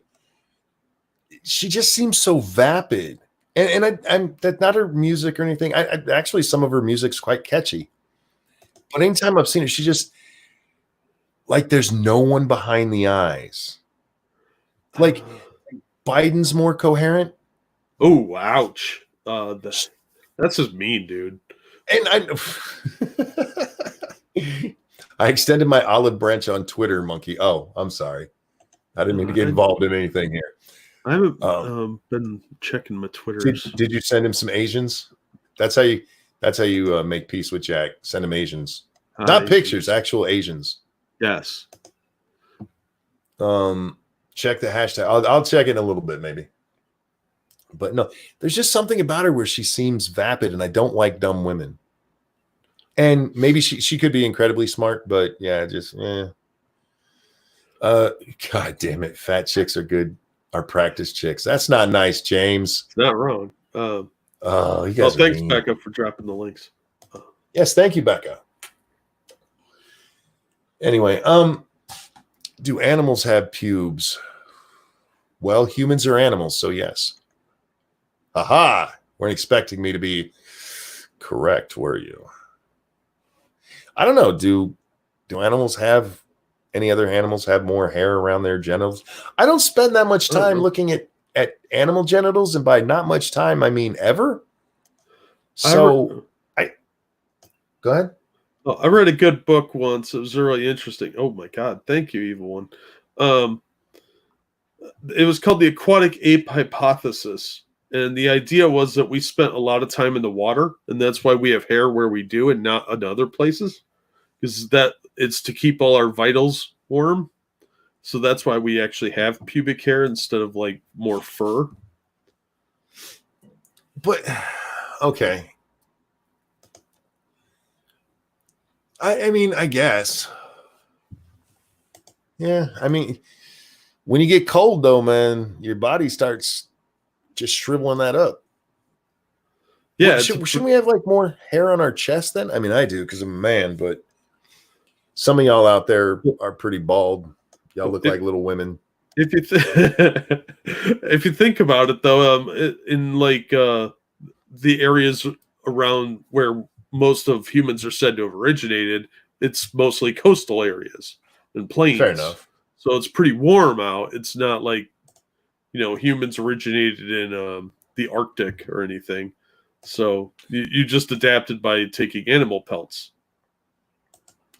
Thank you, Lysis, who says, "Don't blame us. We were content with the original Andrew Lloyd Webber's theatrical performance." I don't know what the hell that Cats thing is about. They could have made Cats and just done it, with just a little furry costume, and it would have been better than that shit they gave us. I would love to see a furry version of Cats. I would go see that. That would be worth it. I really do enjoy musical theater, and yes, it's probably my gay hair talking, you guys, but it's okay. But I would never watch that fucking movie other than as a experiment in what the fuck, It's the kind of thing you watch because, like, all right, I just got to see what the fuck they did here. I don't know if I could make it through it. I saw one scene that was released. I think it was Taylor Swift. I can't tell because they look weird in those CGI things they were wearing. And they did some singing, and it was not real good. Isn't there going to be a furry version of Robin Hood? Kind of. Sadly, they're making Disney's Robin Hood because we don't have enough Disney Robin Hood movies out there, but they're going to make the animal version live action thing. Yeah. Like they did with Lion King, but it'll be a little fox and some bears and shit running around. It's going to be weird and creepy. Hear me out. Release the 3D version with 3D buttholes. I suppose so. Keyberdam says, "Isn't Robin Hood a commie?" No. See, when politicians and liberals start talking about Robin Hood, they always misuse Robin Hood. Robin Hood was not robbing from the rich and giving to the poor. He was robbing from the government. Yeah, because of the high taxation that the king was trying to raise to get Richard III out of jail. Yeah, he got captured. He was robbing from the rich, but it was the royals. Yeah, the government imposed heavy, burdensome taxes on the poverty-stricken locals. Yeah, he took money from the government that they were overcharging people and gave it back to the people. Like, here's your money back. He was the original libertarian. Yeah. No, I hate that because fucking liberals do that all the time. By taking everybody's money, we're just being Robin Hood. No, you're not. You're being Mao. At least be honest about what you are. Yeah. Bingo Jack has it right. Exactly. Yeah. I mean, is there any version of Robin Hood out there? And look, I haven't seen them all. There's tons of them out there, but any version where Robin Hood just goes around robbing rich people? No, he always robs King John, and the sheriff is chasing him.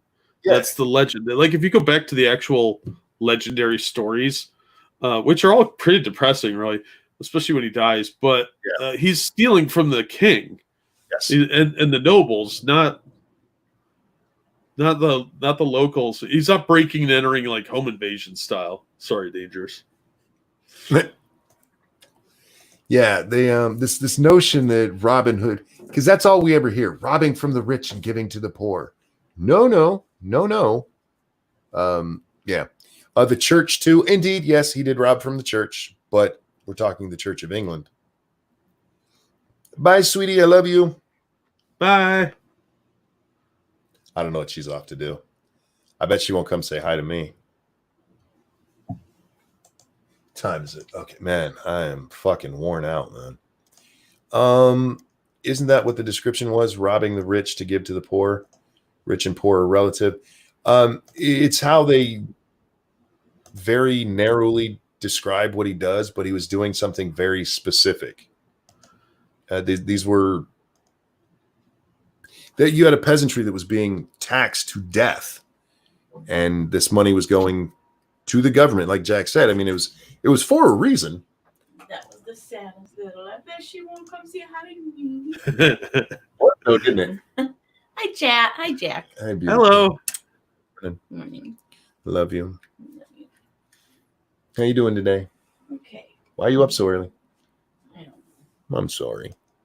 You can come snuggle with me when I'm done with this. Because my fat ass is going to bed. I love you. At the time, only kings and lords were wealthy. That's fair. Yeah, there were like some landholders and barons and minor nobles and shit like that. But yeah, he targeted the rich in the sense of the nobility. It was all in retaliation for the high taxes that was being levied on them. It's not like he just went, those people are rich, I'm going to take their money and make everything equal. No, he was going after the government for them fucking rob. He was going after the communists, you guys. Because that's what really happens in communism. They take all the money for themselves and like, no, we'll trickle it down to the little people. You notice until his untimely death, Un was always in nice clothing. Yeah. Is he dead? I don't know. And sorry, guys, I had to move my mic. I just was just thinking about that because I saw a story 2 days ago that said he was dead. And then I saw another one yesterday that said they're not sure if he's dead, but that his uncle and his sister are taking power. That one surprised me at all. So if he's not dead, there's a good chance he's going to be. Yeah, I think a lot of the memes going around and the stories is they're going to do like a Weekend at Bernie's thing for a little while until the power is solidified. That would not surprise me. They show file footage that wasn't really aired or from a different angle or something of him doing stuff, and then he'll have a mysterious incident as soon as the power is solidified with the sister or whoever. Thought Robin Hood was a fictional character represented in a concept. It's a legend. Have they ever found out for sure whether he was real?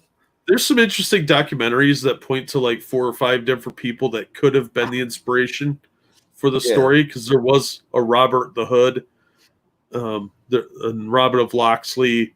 There are historical figures that it's probably based off of. So yeah, it's probably exaggerated, much like the old little booklets they used to put out about the Wild West characters. Sure. That's more legend than fact.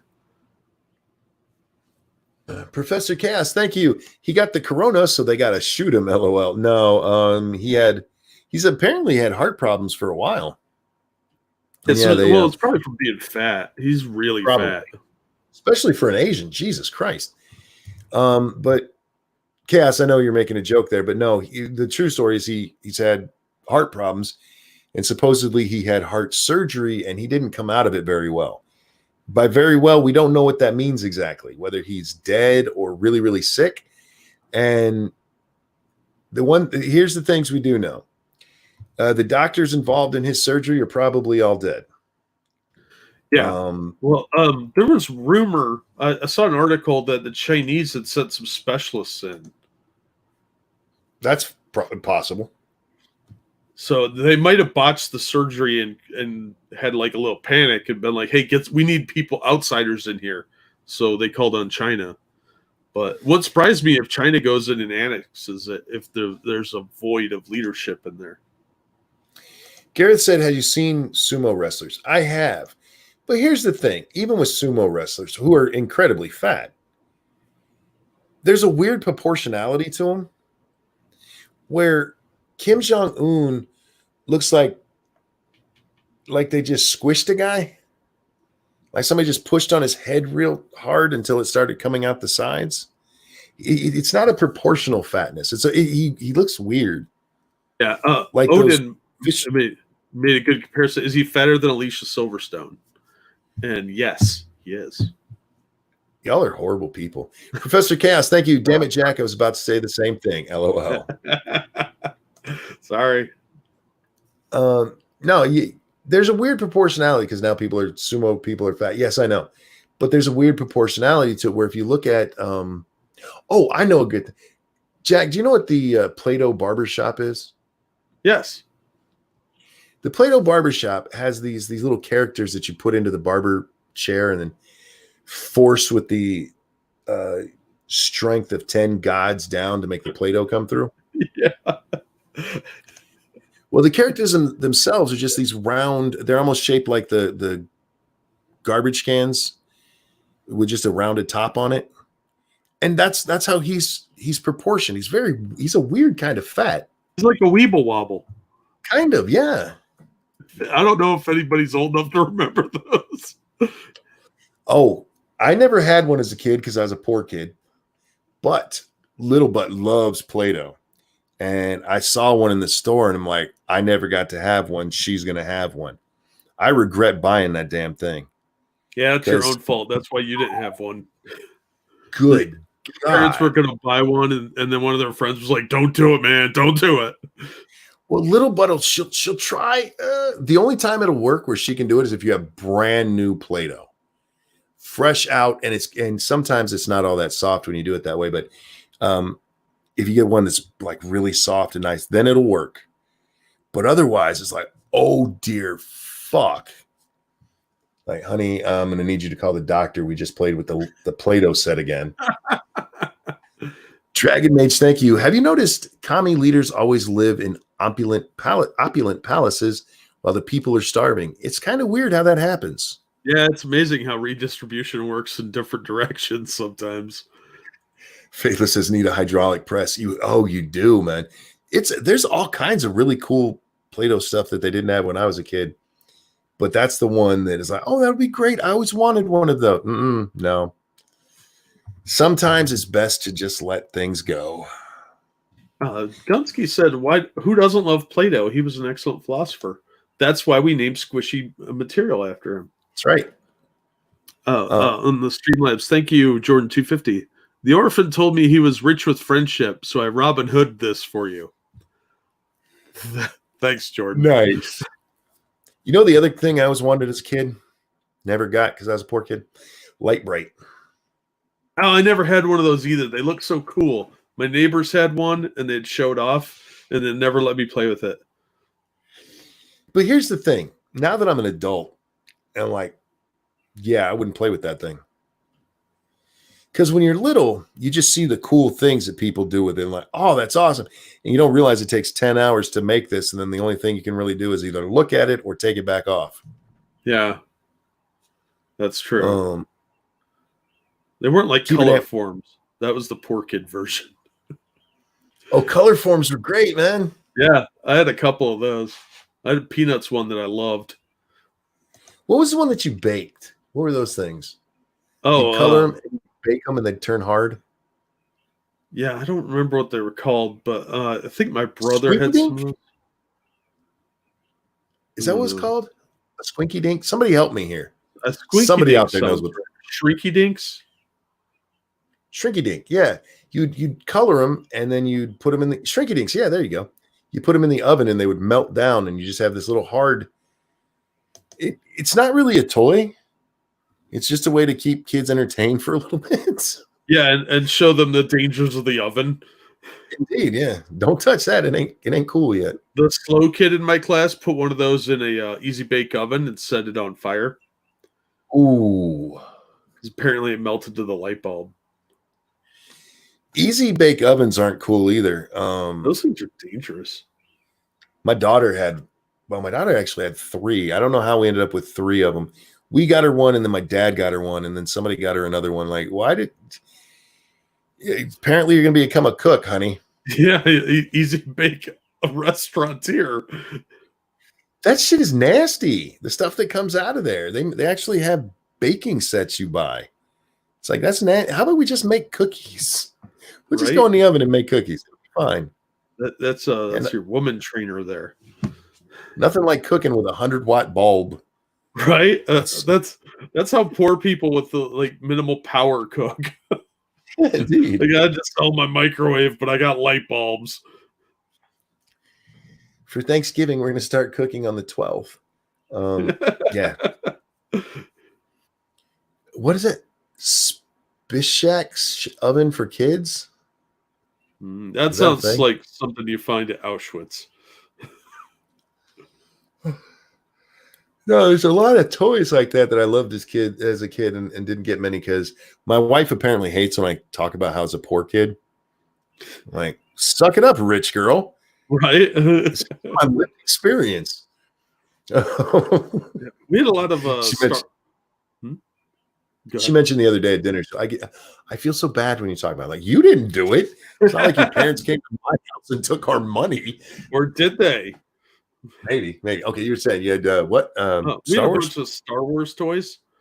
And that's because they were cheap. Like a Star Wars figure was like $1.29, whereas the GI Joes were like $3. So we got lots of Star Wars stuff, and I liked those because we had a ton of Star Wars stuff. My dad would work overtime to buy those. We didn't get any of the like cool toys. I had the little speeder bike that you could push the button and it'd explode. Oh yeah. But other than that, everything we ever had Star Wars toys, except for the action figures secondhand. We got the Millennium Falcon one time for $5 at a yard sale. Oh, nice. And the only thing that was missing was the back cover. Like, well, I wasn't going to play with that part anyway. Yeah. Over on the Streamlabs, thank you, Evolved Potato. I went Robin Hood on the poor, took from the local orphans on the street. You needed more than those malnourished hobos. Thanks, Evolved. I used to have Action Man toys. I don't know what that is. Oh, he was like the big GI Joes. Oh, okay. The dolls, like different costumes and stuff you could put on. And I'm not saying that in a bad way, calling it a doll. I had my Batman and Robin, the 12-foot or 12-foot. That'd be interesting. The 12-inch dolls. Yeah. They don't make those the way they used. It was great because you could take off Batman's clothes, but his cowl was always on. So he'd be standing there naked, and he'd still have his cowl on. He wouldn't turn back into Bruce Wayne. I also remember if you put those boots in your mouth and bit them just right, you can make them stick to your tongue. Gross. But yeah, I had those in a Spider-Man. Spider-Man also, you could take off everything except for his mask. So you got a naked man running around in a Spider-Man mask. Yeah. I had a 12-inch Spider-Man figure, and I had the Luke Skywalker. But dog and the Chewbacca, but the dog got a hold of the Luke Skywalker and chewed his legs off. And to console me, my brother said, well, now you can pretend he's in a wheelchair. Mighty Balzac, thank you. The Evil Knievel toys were the best. I don't think I had those. I think my brother had one. There was nothing special to it. It was an Evil Knievel on his bike, and it had the rip pull thing on it. The pull the rip cord, make him zip across the floor. Yeah. Those were cool. But other than that, yeah, and we would try to set up things that it would jump. Yeah, that was always the cool thing when you were a little boy, is jumping things. Our dog ate my Luke Skywalker. No, it was my Darth Vader's head. I got a brand new Darth Vader toy, the action figure, and he was so cool. And I slept with him. And apparently in the middle of the night, it came out of my hand and the dog ate his head off. Jesus. Yeah, you can't pretend he's in a wheelchair with no head. Yeah, now he's the headless Vader. That's some real force power there. Holy shit. And my mom, well, you shouldn't have left it on the floor. But he ate my Darth Vader's head. I didn't get a new Darth Vader. That sucks. Yeah. I had Headless Vader. You know the worst Star Wars action figure? The Emperor. You had to send away for him. Yeah. And Yeah. I got him. I saved up the points and sent away for him. And like 8 weeks later, long after I forgot I'd even ordered it, he finally came. And he's just this big hunk of plastic. Yeah, with a little cane. Yes. And his little legs barely would move apart from each other. Hey, monkey, what'd you get in the mail? I got an old man. My old man action figure. My favorite one was Yoda because I had one of the original Yodas. I wish I still had that. All of my Star Wars stuff burned up in the farm up here.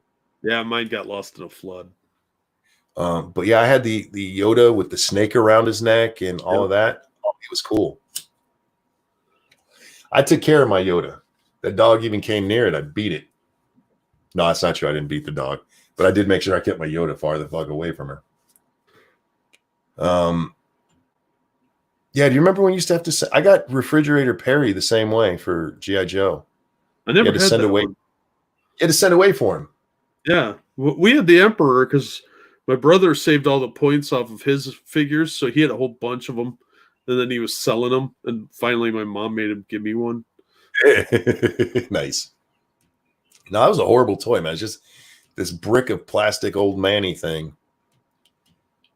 Yeah, they did that later on with the prequels. You could mail away for like the glow in the dark and old man Anakin.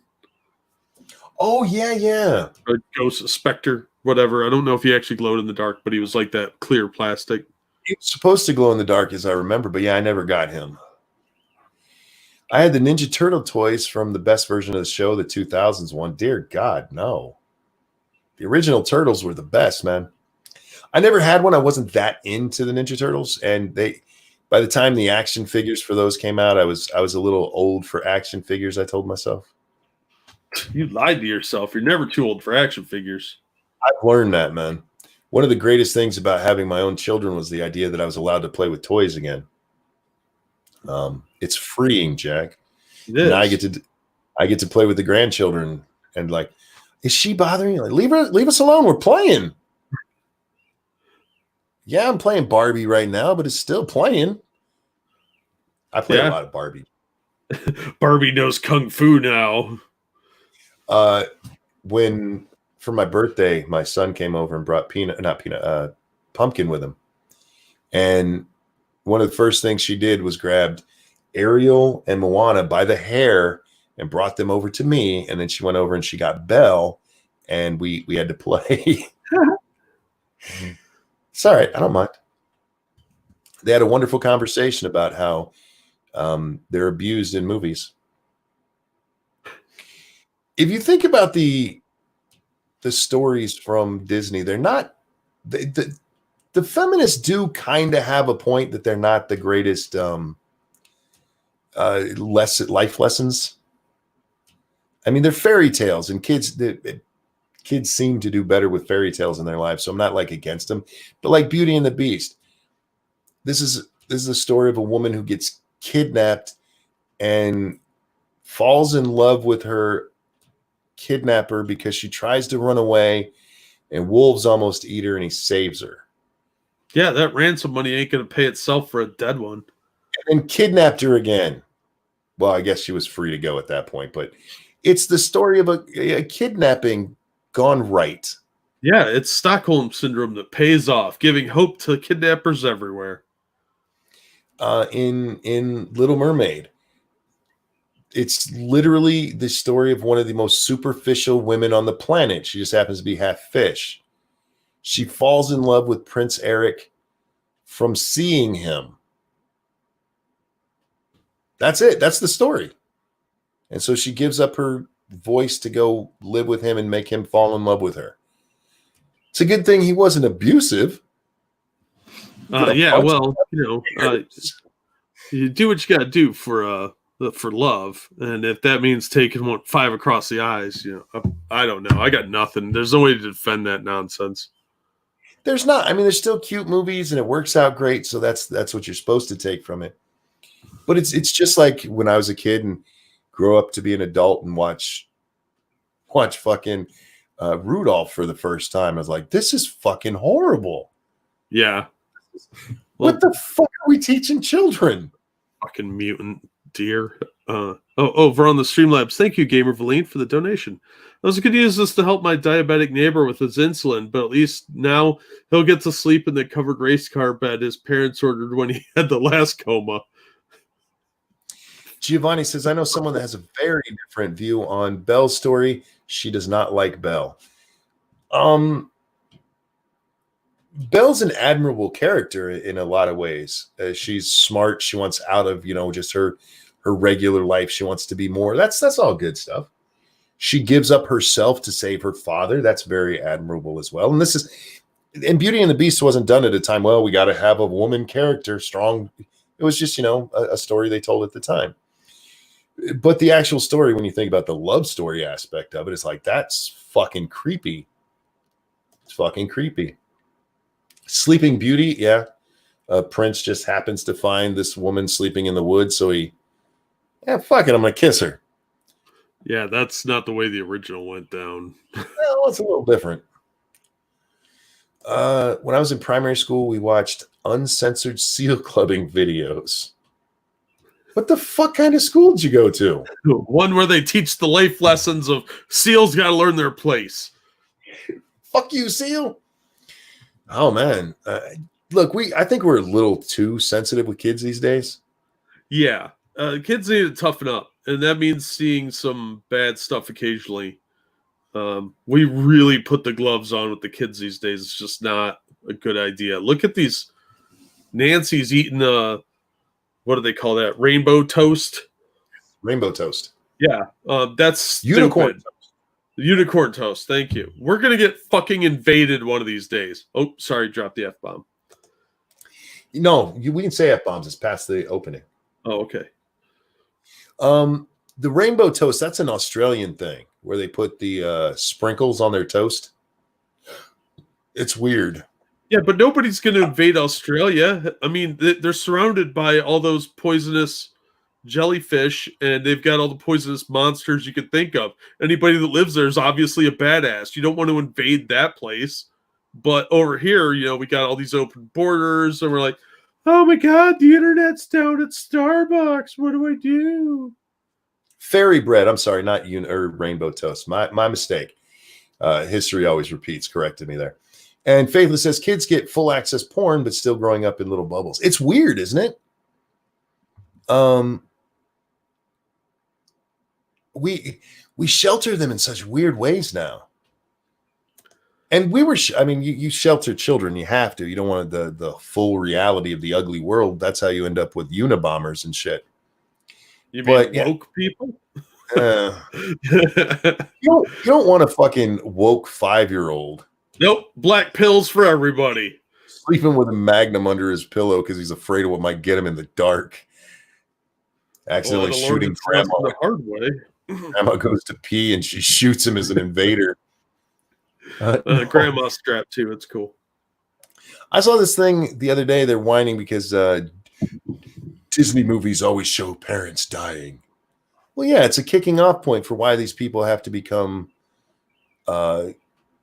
strong. Yeah, that's why they got to step up. Why they have to learn to survive, because mom and dad aren't there to do it. And the only other way to tell that story is to have them be abandoned.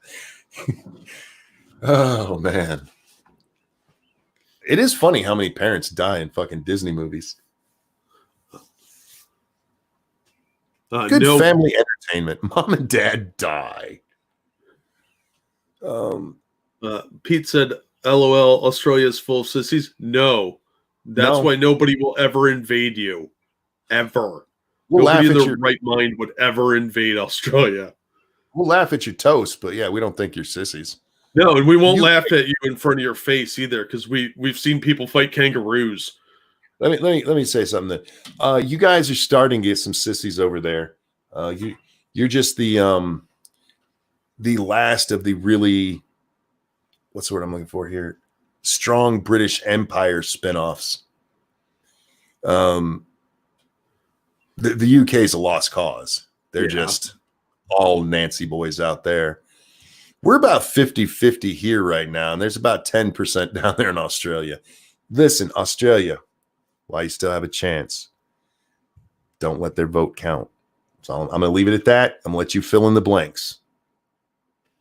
Help yourselves out. You love our accent. You guys fell in love with me over my accent when I was there. Well, yeah, we love your accent too. That's why we get along, because Australia's full of badass, cool people with awesome accents. Sorry, Canada. Look, Canada's just, they're so nice. I know. That's why we protect them, because they're just sweet, innocent summer childs.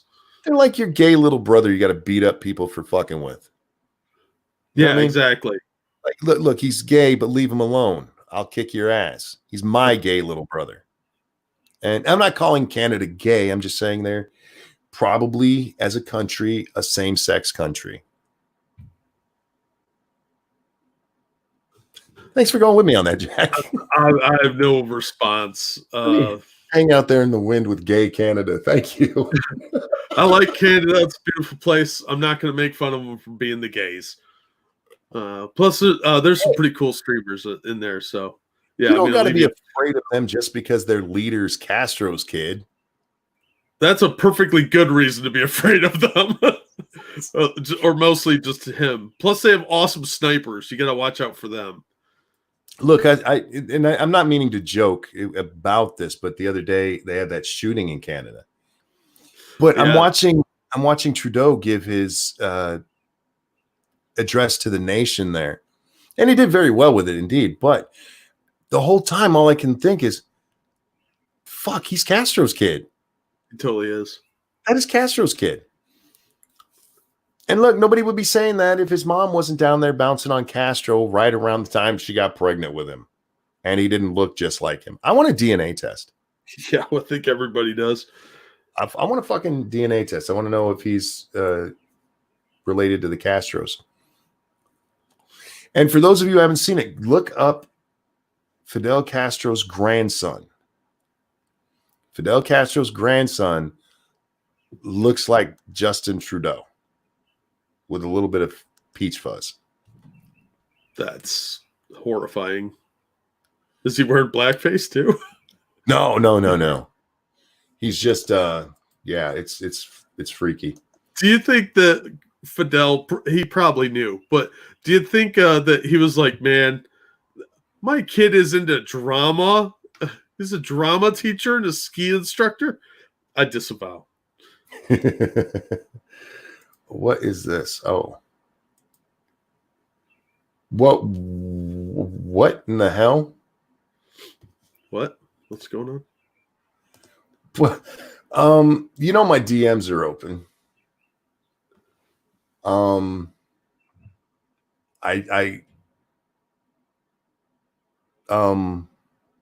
That's a picture that you can't send me pictures like that. I'm married. I'm gonna have to laugh at that with my wife later. Sorry if you're out there, but yeah, don't send me that stuff. Whew. Anyhow, that's why my DMs are closed. Look, my DMs are open because I'm an open guy, Jack. And that's how you get pictures like that. Who was it? Not saying. Not somebody even I don't recognize the name. Yeah. What's trending number one that they're talking about? Trending number one for me is Ask Jay Park. Who's that? I'm on US. Yeah. And I don't have personalized trends for me, so I don't know. What is the one you guys are saying is number one? Kimmy Boy? Kimmy Boy has died? Kiefer Dam said Kim Jong-un died. Oh, did he? Has it been official now? Let's go check the newsies. It's not there. No, this one. Well, let's see. Try CNN, see if they have breaking news. I'm over on CNN. They don't have anything. Well, I guess that means we're going to look up Un. No, I didn't. What the hell? That's not even what I typed in. Stop it. Don't guess what I'm trying to say. Hate that shit. Oh, you made me type out the whole name, Jack. It bothers me that I know how to spell Kim Jong-un.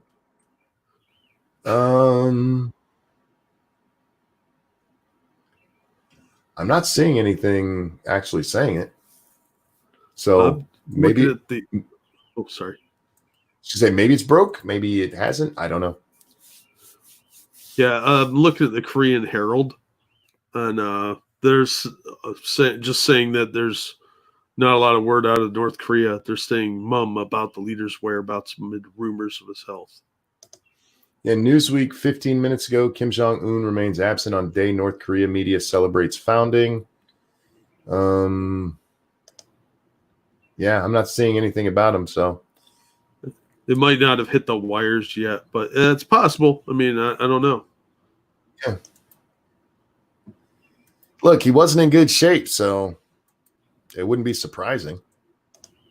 And again, then the only question becomes who takes power. He does still have one uncle that his sister hasn't killed. Well, that's true. She killed his one uncle. CNN's in mourning. Good one, assassin. They can't talk about it yet. They're going to need a minute, you guys. Oh, man. Fuck. What is this? Man expresses loneliness equals incel. Man expresses enthusiasm equals creep. Man expresses anger equals toxic. Man expresses sadness equals weak. Man shares any feeling that isn't happiness equals emotional load. Man shares no feeling equal emotional drain. Your messages are a traffic light dysfunctioning. Yeah, you're not wrong, dude. Or dudette, whoever you are who wrote that. Oh, Cougar Knife said he had a sperm overdose. Oh. He was just too virile for this world. Oh, man. It'd be a weird way to change the news cycle. Oh, dude, did you see that bitch on I think it was CNN. Let me see if I can find the story again. She was she actually went and did it. She actually went and wrote a story about how good it is that the coronavirus has led to a good thing. And you know what the good thing is? Donald Trump looking bad. Where the fuck was it? Oh, it was MSNBC. Nicole Wallace said this. Where's it at? There's something both tragic and pathetic and ironic about the fact that it took a, colorblind, gender blind, state line blind virus to sort of have all of the president's sins from his first 3 years catch up with him. You can't stand there and lie. You can't contradict your scientists because they're the ones that stand at 66 and 68% public trust, not you. He's down to 38%. Pence is lower than him. I mean, he needs those people whether he likes what they say or not. And I'm wondering what you think about whether or not there's some silver lining there, that some of the things that we've been talking about for 3 years may finally be catching up to him. Is there some good news coming out of all these people dying that'll make us finally get rid of Donald Trump? They can't get past that. Like, he's the president. Let it go. Deal with it. Pete, yes. What a dumbass. That's worse than wanting a recession so he looks bad. Yes. This is people dying. Well, there's a silver lining here. There's a silver lining. It's not a silver lining, people coming together. Not a silver lining of the country sacrificing to, sacrificing for the greater good. No. Silver lining, people don't like Trump anymore. Yay. Sorry about those 51,000 dead people. It's all right. Will TDS bitch still say that when he's reelected? I am telling you guys, if he wins this election, I'm not going to sleep for 72 hours at least, Jack. Because you're going to be rewatching the Young Turks and everybody else's heads explode? I will be all over the place watching and laughing at this shit. Oh yeah, it'll be outstanding comedy value. Look, I don't know whose night it is to host on election night. So Tuesday, so we won't have a scheduled game stream, but when we're done with Lords of the Night, I'm probably going straight into election coverage that night. And yeah, it'll be interesting, especially if we have a winner that night. You know, it's all right, this is it, like we did last time. Yeah. I mean, Hillary was like, "No, we're going to wait till the morning and hopefully somebody else voted for me." But no, I mean, we all knew it. Even she knew it. She had to go home and cry for a while. I'll never be able to get back at Bill properly now. Yeah, I'd be willing to bet she didn't have a concession speech at all. Oh, she didn't. She didn't. That's been reported before, whether it was true or not. It's been reported that yes, she didn't even make a concession speech. That's asking for the fates to torment you. Speaking of tormenting you, I got a shill, you guys. Is that the right way to start a shill? Maybe. I need to torment you guys for a minute. Becca, thank you so much for dropping our Streamlabs link, sweetie. Guys, if you like what you're hearing, please hit the like button, please share, and please consider throwing money at Jack or myself, because you guys are wonderful. And we know you might not have money, but if you do and are willing to part with it, we're happy to take it.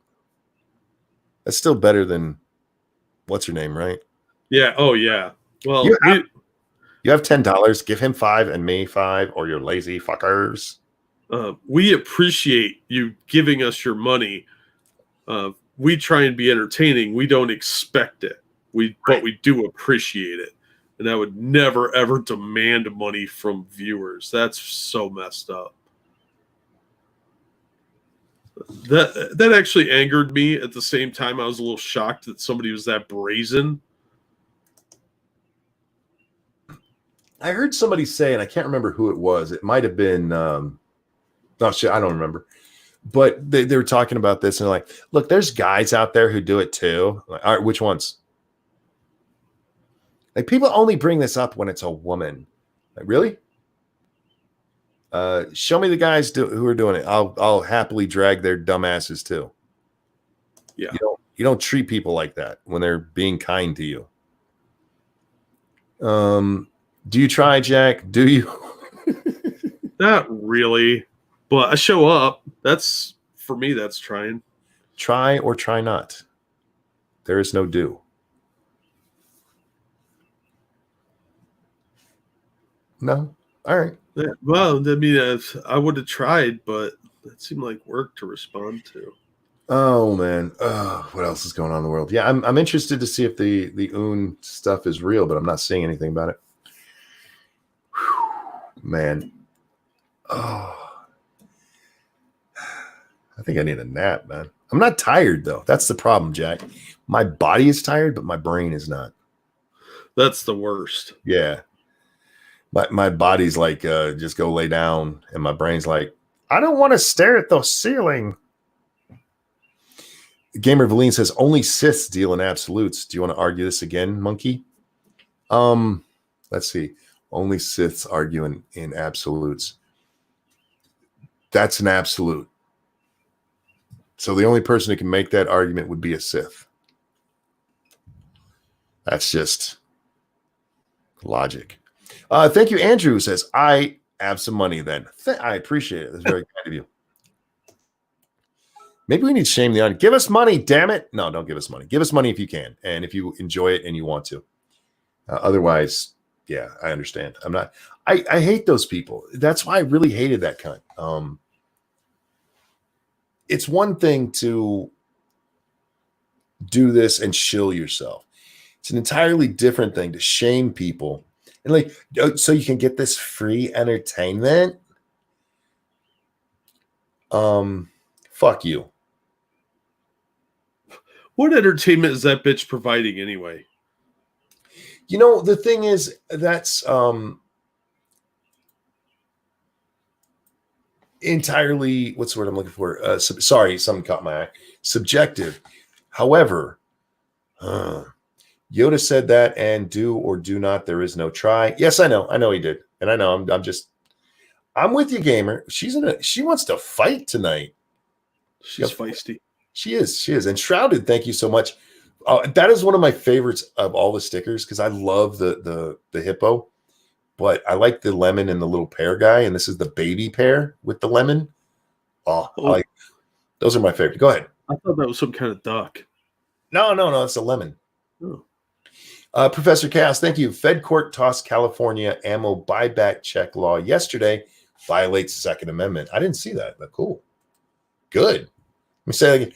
Good. And over on the Streamlabs, Tyrai, thank you so much. Because supporting real entertainment is so much better than a cam chick that doesn't even do anything. I wish, and I'm not lying about this, I wish I could sit in front of a camera with a skirt on, going between my knees, showing my high thigh so it's nice and suggestive, and just talk in a really sweet voice like this, and have people throw me money while I call them names and tell them how stupid they are. At least their sound quality was okay. Yeah, I read that thing about the Second Amendment, the ammo regulation, and I was shocked that a federal judge actually agreed because they love power grabbing too. Made me happy. What was the law? I'm not familiar. Oh, you had to get a background check to buy ammunition. And what? Show ID. Yeah, that's been around for a couple of years now. I want to say. I didn't know that. Yeah, it's stupid. I tweeted about it a couple days ago. I sent that article out there into the ether. But Judge Thompson's California ammunition purchase law. Got it. A federal judge on Thursday blocked a California law requiring background checks for people buying ammunition, issuing a sharply worded rebuke of the onerous and convoluted regulations that violated the constitutional right to bear arms. Damn. Yeah, he wasn't fucking around. Good for him. The experiment has been tried. The casualties have been counted. California's new ammunition background check law misfires, and the Second Amendment rights of California citizens have been gravely injured, Benitez wrote in a 120-page opinion granting the group's motion for a preliminary injunction.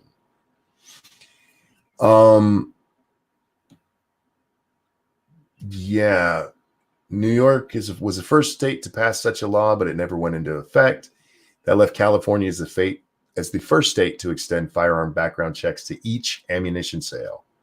4 other states, Connecticut, Illinois, Massachusetts, and New Jersey, require buyers to undergo background checks to obtain firearms or ammunition licenses that they must show when buying bullets. Well, that's different. I mean, a one-time check to get a license so that you can buy them. I don't have as big a problem with that. I think it's a fucking stupid thing to begin with, but at least that's not every time you have to go through a fucking background check.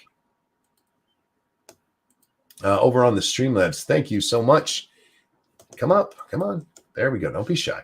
Evolved Potato says, for a second there, I actually thought you got the do or do not thing wrong. It seems like something you could get wrong. I did. When I said it the first time, I got it wrong on purpose. I inverted them.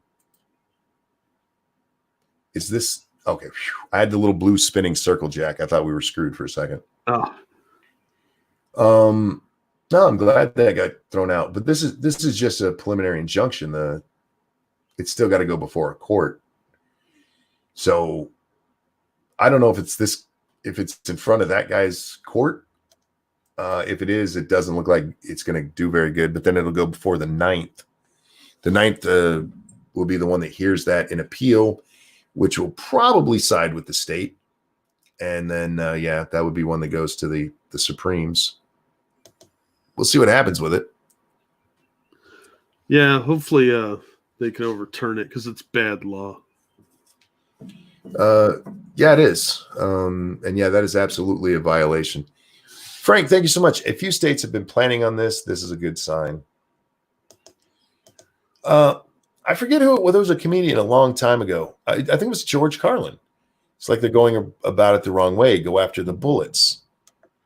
The acronym is already taken. The National Bullet Association. That'd be the NBA guys. So clever joke if you put it together. But I mean, it's been said as a joke, and then some people are like, yeah, we should go after the bullets. You can have all the guns you want. You just can't have the ammunition. Like, excuse me. You know, goddamn good and well, that's not what they meant. The right to keep and bear arms didn't mean that you could have a gun you could throw at somebody. Stop. Well, apparently, Unholy Reaper directed me toward Senate Bill 3254. And they want to institute a federal license to own a firearm and ammunition. I'll put the link in the side chat if you want to read it. It's pretty messed up sounding. I'll have to read into it more, but yeah, that's overly egregious, I think. Oh. Eufio's mad at me again over on the Twitter. Like, what the hell's going on? There's people pointing out that I started the stream today, Jack, by calling Trump a liar because I believe he lied. Okay.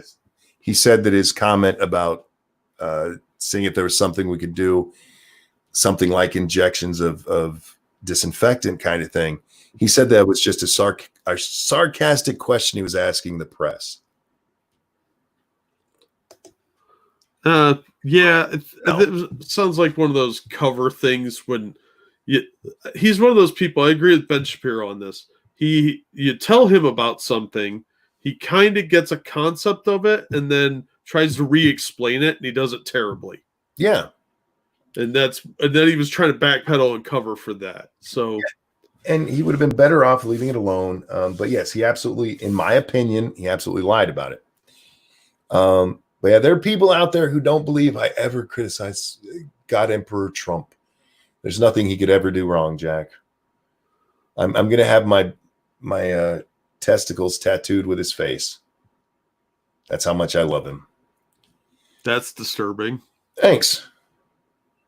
Well, I kind of have reddish colored pubic hairs. Who needed to know that? I didn't need to know that ever. They're not like ginger red. They're sexy red. Okay, maybe I need to change. No, that's not graphic, is it? Is discussing your pubic hairs graphic sexually? I don't know, but we can change topics if you want. No, we can. I'm genuinely interested now if that would be like if you had a discussion on a show about, shaved versus not shaved. I mean, you're talking about the genital region, but you're not talking about genitals. It's hair. I think that's open to interpretation based on what kind of fetishes I suppose you have.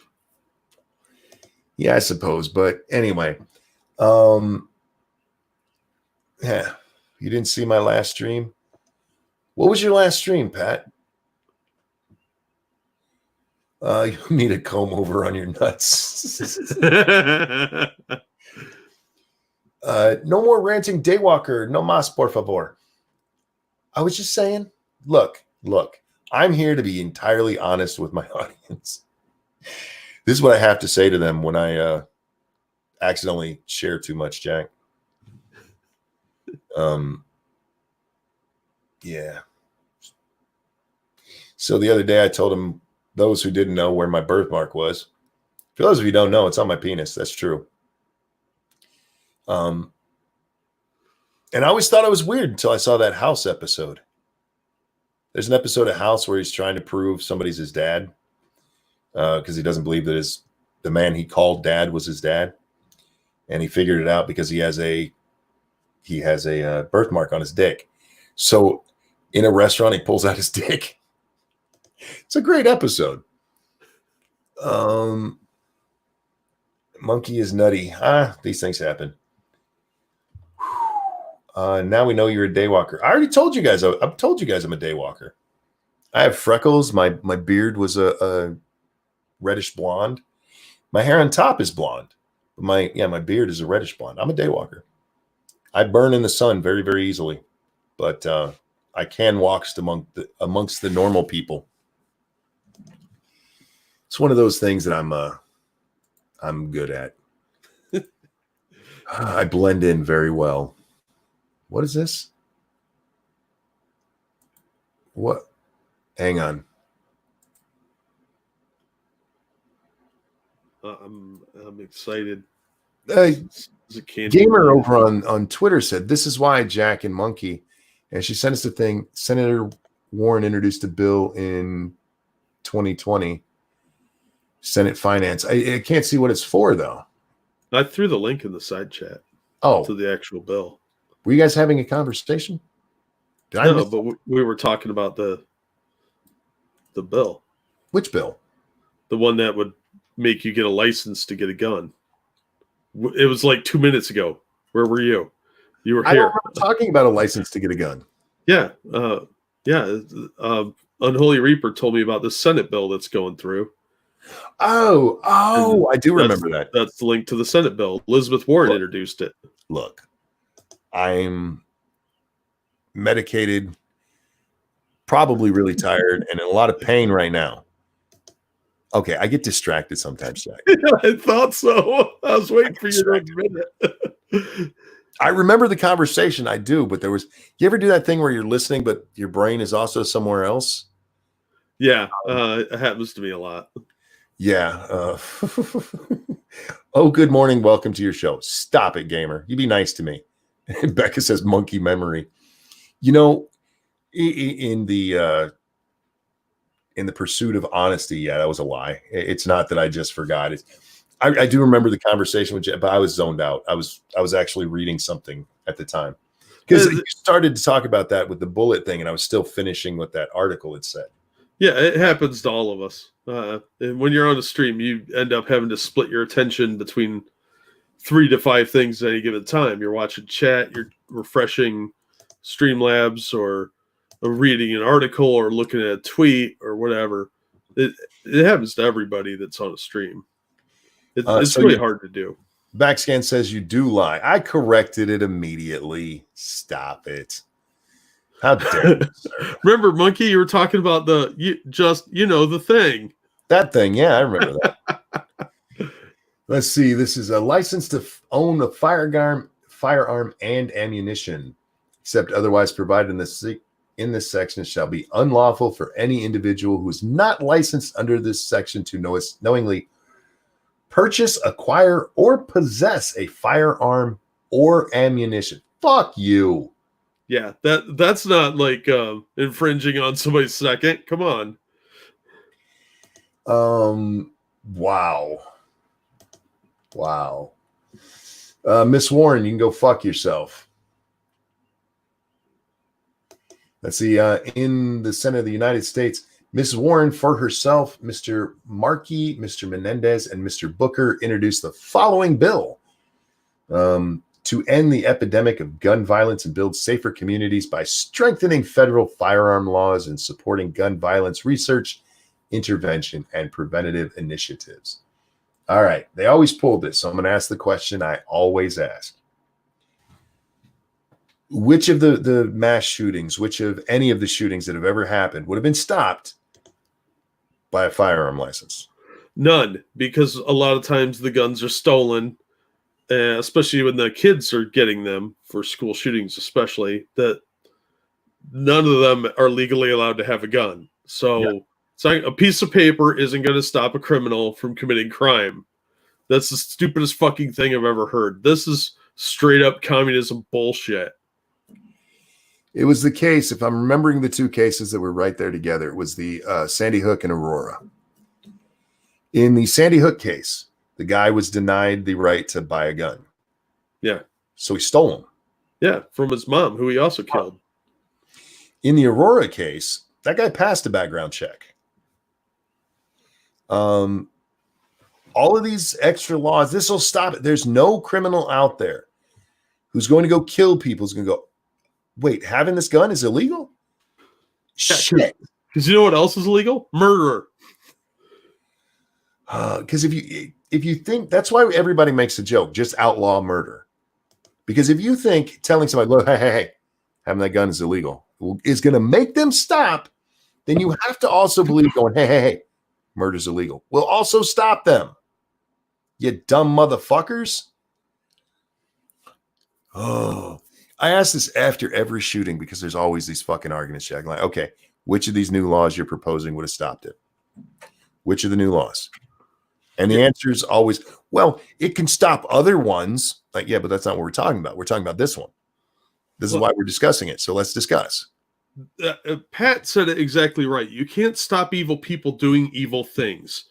You can't legislate that away. There are always going to be bad people that want to hurt others.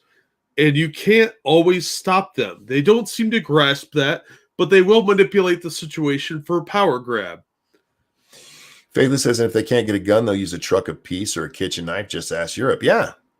Or explosives or something like that. It's terrifying and it's tragic, but it's going to happen. And there's not much you can do to stop it. Well, that's it. Well, we need to reduce the gun violence. All right. What's a good number of dead people? Oh, they don't like that question, Jack. Yeah. Thank you, Gamer Valine. This is what I hit on those stats I sent you. Oh, yeah. I forgot to go back through that. She sent me a list of stats that she compiled about gun issues, different gun statistics. And when I first looked at it, like, there's no way I can read that right now because I was in a stream. And that really was monkey memory. I'm sorry. I will go back and look. But yeah, that's my argument, because I've seen these people. We need to limit the magazine size. Like, okay, well, they always call it a clip. We need to limit the clip size. Like, all right. What's a good number for them to kill? Well, we have to. It can't be bigger than 10 bullets. Oh, 10 dead people's okay with you. Well, you know how fast you can change a magazine? It takes seconds. They think changing a magazine is. It's weird, Jack, because they seem to get all of their gun knowledge from movies. Yeah. But they don't pay attention to how quick it is to change a magazine. I mean, and even in the movies, they'll just do it on the fly. Done. They never catch that part. I think maybe they think next will outlaw fanny packs so they can't carry magazines with them. Well, I'm okay with outlawing fanny packs because they're hideous, but yeah, I get your point, man. They'll never stop regulating. They think you can regulate your way out of a problem. It doesn't work that way. The only thing you can do, if you want to bring down gun deaths, we could do it. We could outlaw guns completely, snatch up everyone we find, melt it down every time we do, and eventually, yes, gun crime will come down. I'm not in favor of living under tyranny. I'm not in favor of living under a government that has that kind of control over my life. And I know there's a lot of people, like, especially from other countries, who hear us Americans talk about it, like, but it worked in our country. Good for you. One, your country was never like ours. Never like ours. That's the Wild West bastards. Suck it. That's why y'all call us cowboys. Got a gun on each hip, motherfucker. One in my boot, too. When I put my boot in your ass, I pull the trigger, and we'll all have a party. That was kind of poetic. Indeed. Let's see. And they still can't speak freely. Oh, man, they get mad about that, Faithless. We're not allowed to talk about that. They have free speech laws, don't you know? Yeah, the Involved Potato said it didn't work in Australia. Oh, man. Well, Canada has pretty strict gun laws, don't they? Yeah. Yeah, 22 people killed the other day. Yeah. Mass shooter. You can't stop all evil. Does Canada limit the size of magazines? Maybe that was a problem. Oh, that's a possibility. Something to look into, Trudeau. I don't mean to make light. I'm sorry that those 22 people died. Yeah. I'm glad the fucker who shot him got killed, though. Because fuck him. But look, as I've said many times, Jack, freedom's scary. Freedom's not safe. No, it's dangerous. And lots of things are dangerous. Tigers are dangerous. We don't just go out and stop all of them. Although we're coming close. We've gotten close a few times, but not because they're dangerous.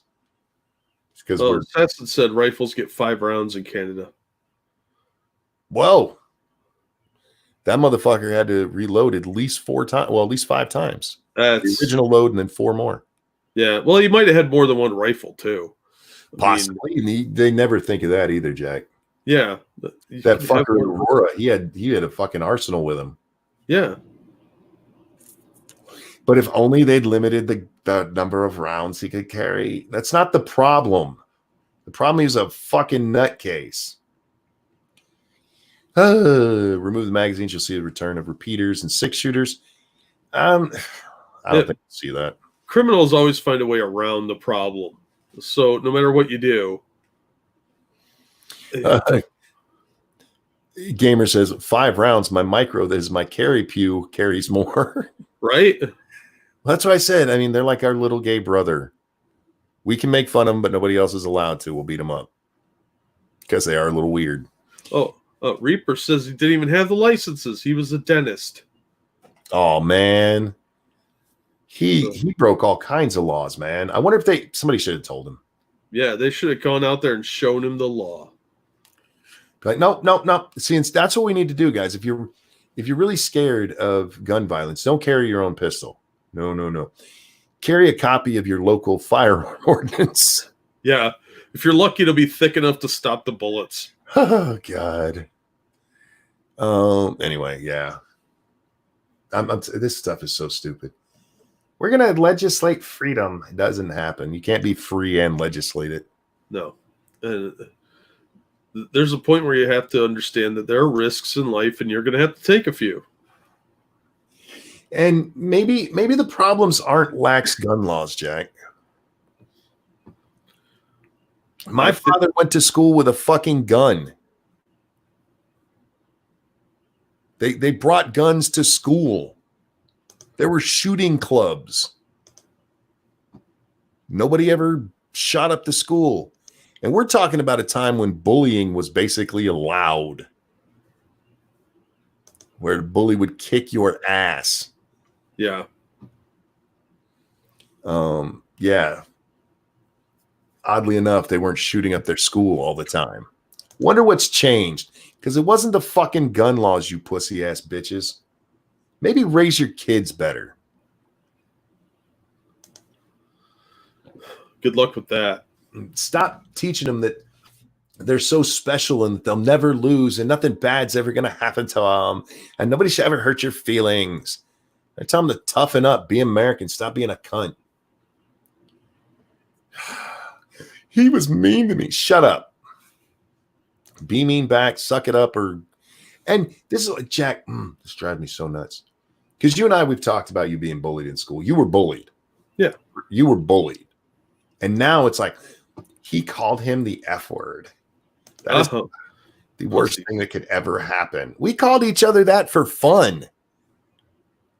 Gamer of Lean, thank you. I've determined I'm not okay with my boobs now. Need to upgrade and add bulletproofing. I'll get the anatomical version. Nice.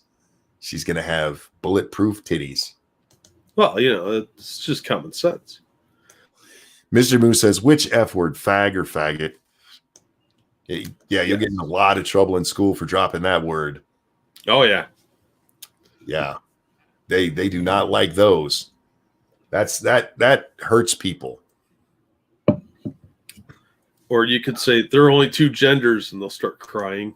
Yeah. Havoc says, you ain't special. You're a nobody just like everybody else. Grow up, parent, deal with it. Parenting 101. No, you know what? We don't even have to go that far. That's funny. But no, just a simple return to sticks and stones. That would help so much. So much. Who was it? I finally watched that Dan Crenshaw thing when he was on with Bill Maher. Oh, yeah. And Crenshaw, I can't remember if he said it was in his book or just something he said out loud. He said, try not to be offensive, but try not to be offended more. Yeah. I'm like, oh, I like that. Because we do. We have a knack in the society right now to just search for offense. Oh, yeah. Find it. Fucking pussies. I need to be offended today. Well, it's sort of like a credibility thing. The more offended you are, the more impressed you become, and that puts you higher on the chart of awesome or whatever. Peter says, if I had $1 for every time I heard someone call someone else a faggot growing up, no doubt, man. Yeah, no kidding. I'd be rich.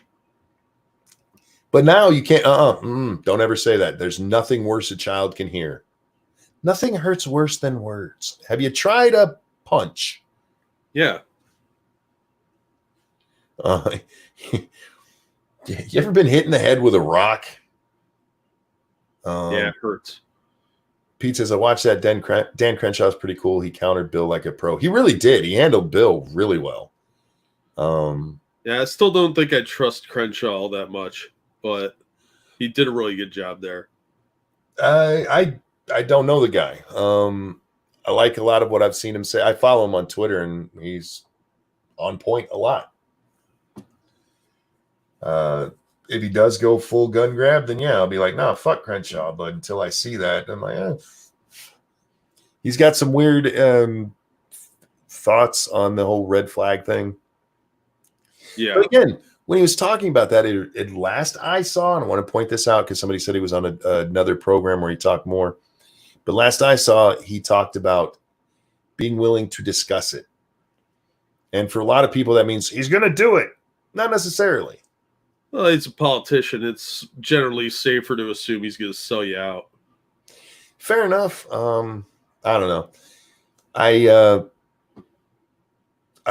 like a lot of what I hear him say. I like the fact that he's not a giant pussy, which unfortunately so many of them are. Yeah. Becca says he was on Crowder. You were the one who said it, Becca. So yeah, I still have to watch him on Crowder. I haven't seen that one, and next time I play a video game, I'll throw it off on the corner and watch.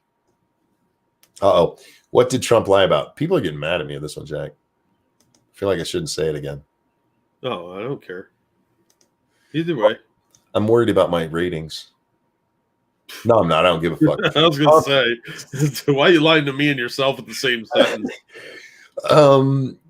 He said that what he said about the disinfectant stuff, that he was being sarcastic.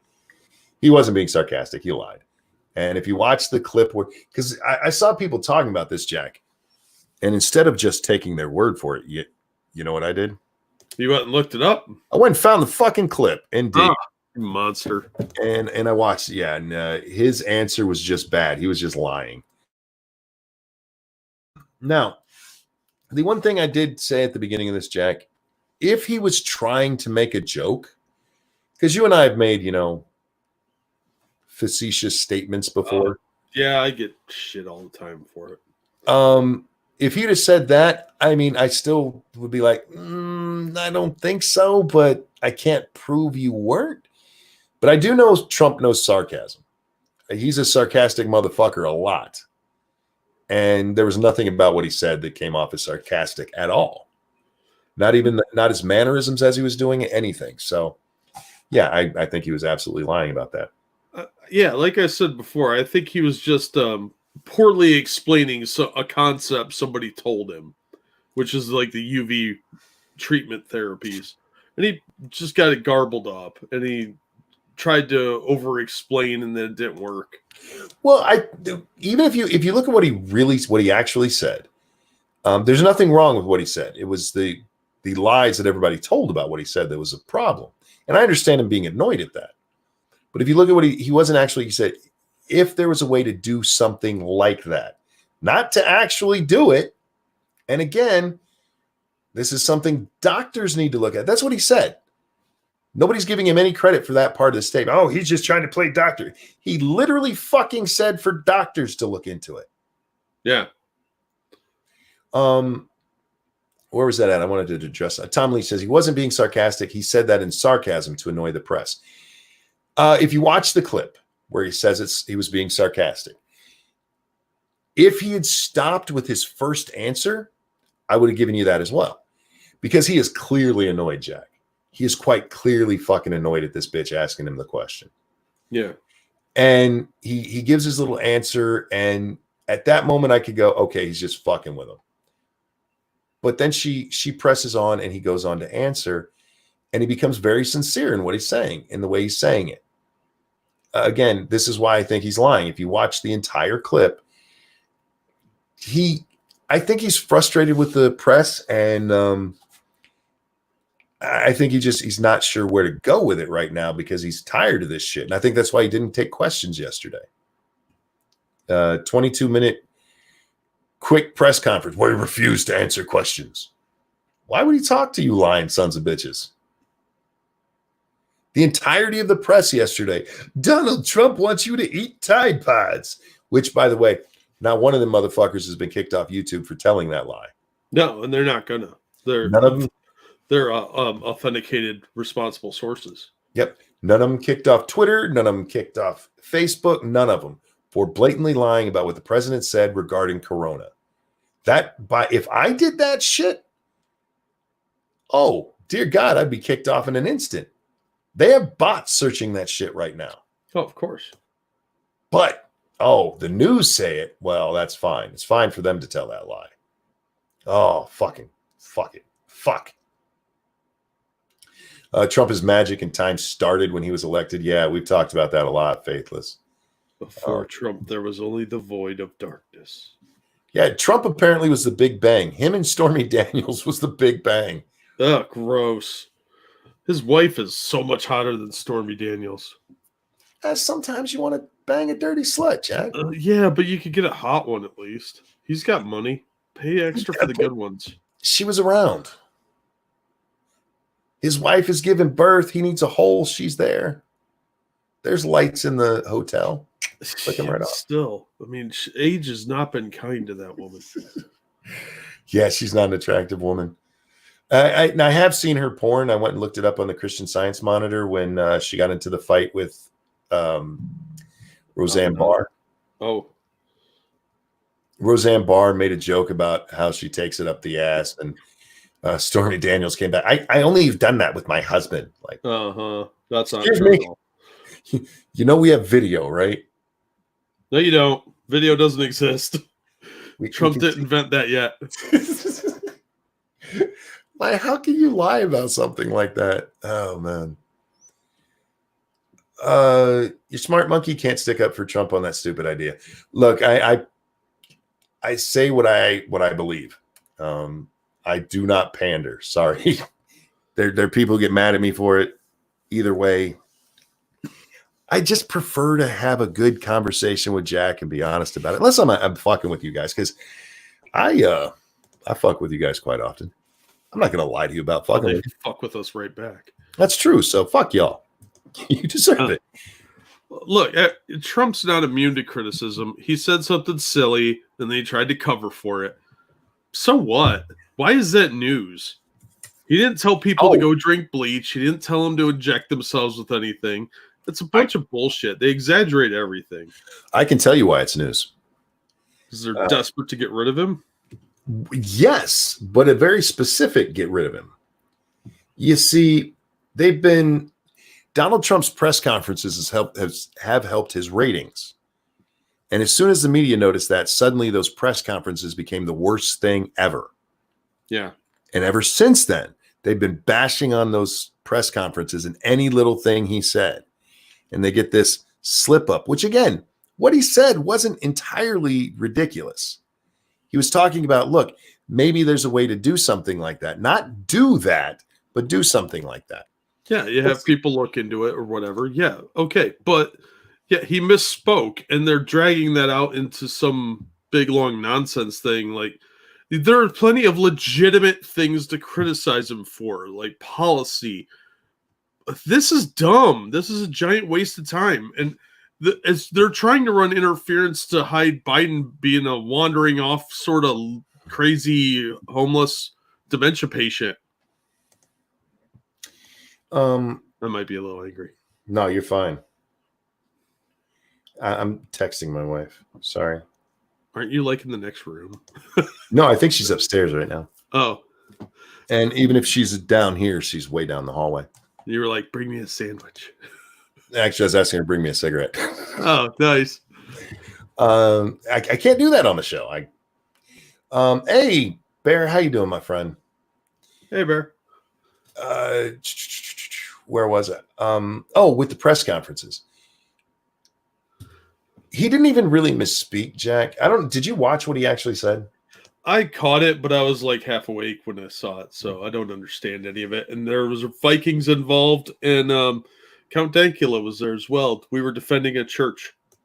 Fair Seriously, that's how that happened. So what he actually said, he's talking about how the virus dies in the sunlight, in sun and about at least 30% humidity. They're finding the virus dies in the open air on surfaces within 2 minutes if it's in sun and 30% humidity.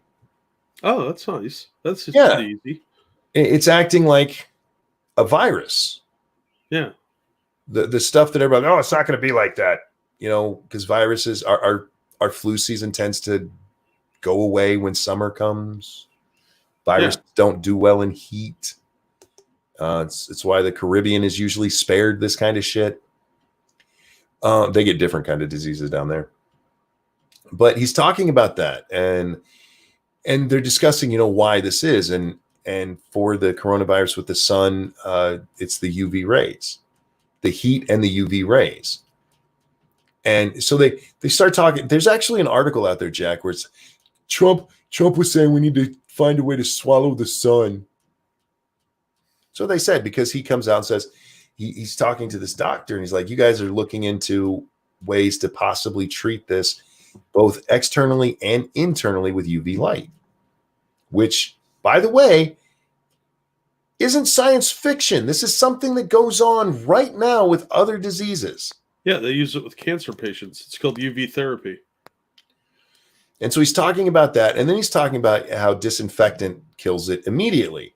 And he goes, I just think it would be really interesting if there was a way to, if there was a way to intravenously do something like that would kill it instantly. That's what he said.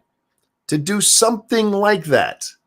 Not to actually fucking shoot bleach into your fucking veins. Yeah, what retard does that? That's Darwinism. And so he says that, and he gets all the shit for it. So it's not even that he necessarily misspoke, Jack. He was speaking hypothetically, which there's nothing wrong with. Unless you're Donald Trump and the press needs something to beat you over the head with.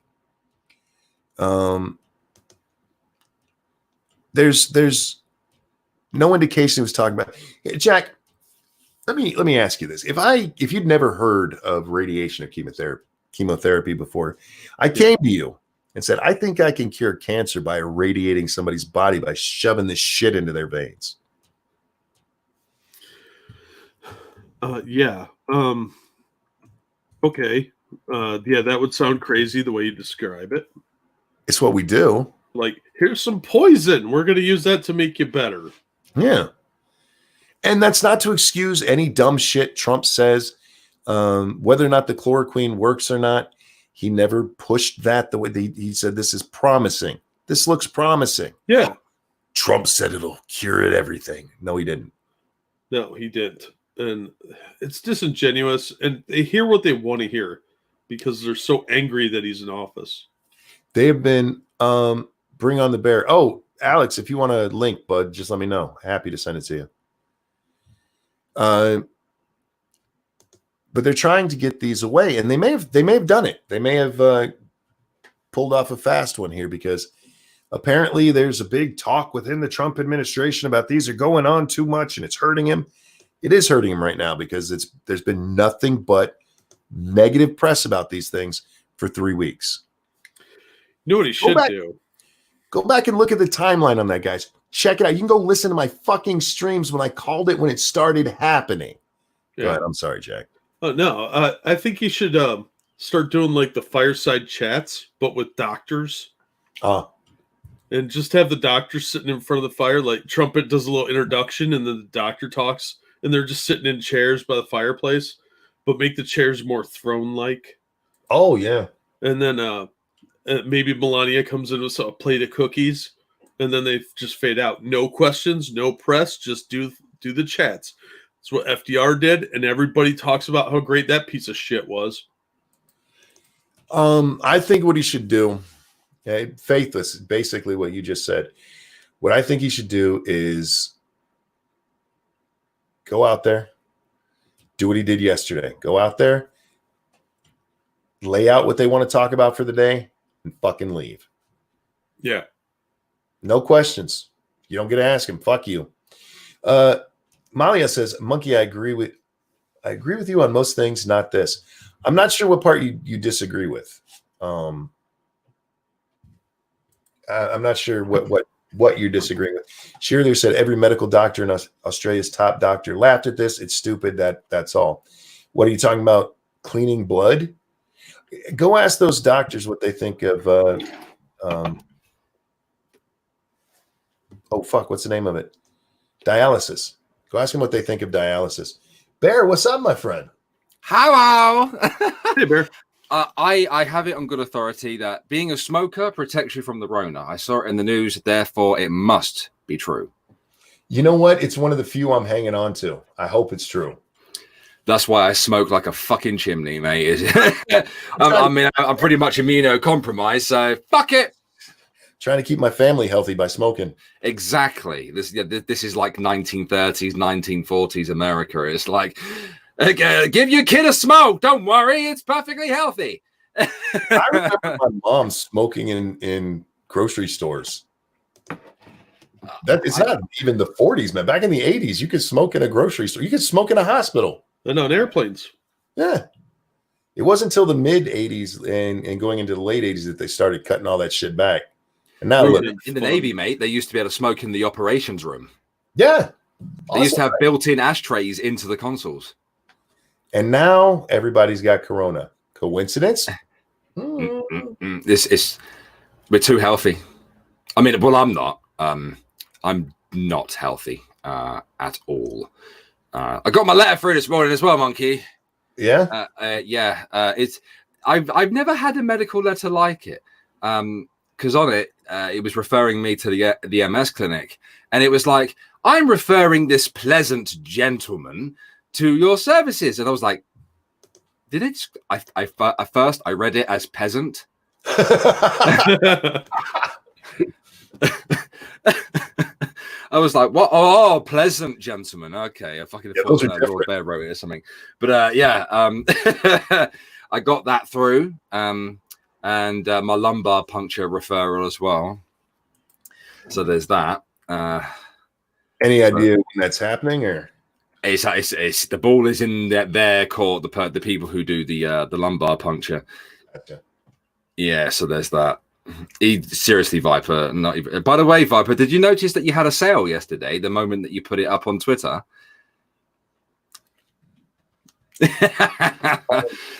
Monkey Jack, how are you, darlings? Real quick, I said, hey, Viper, and a question mark. I don't know why there's a question mark there.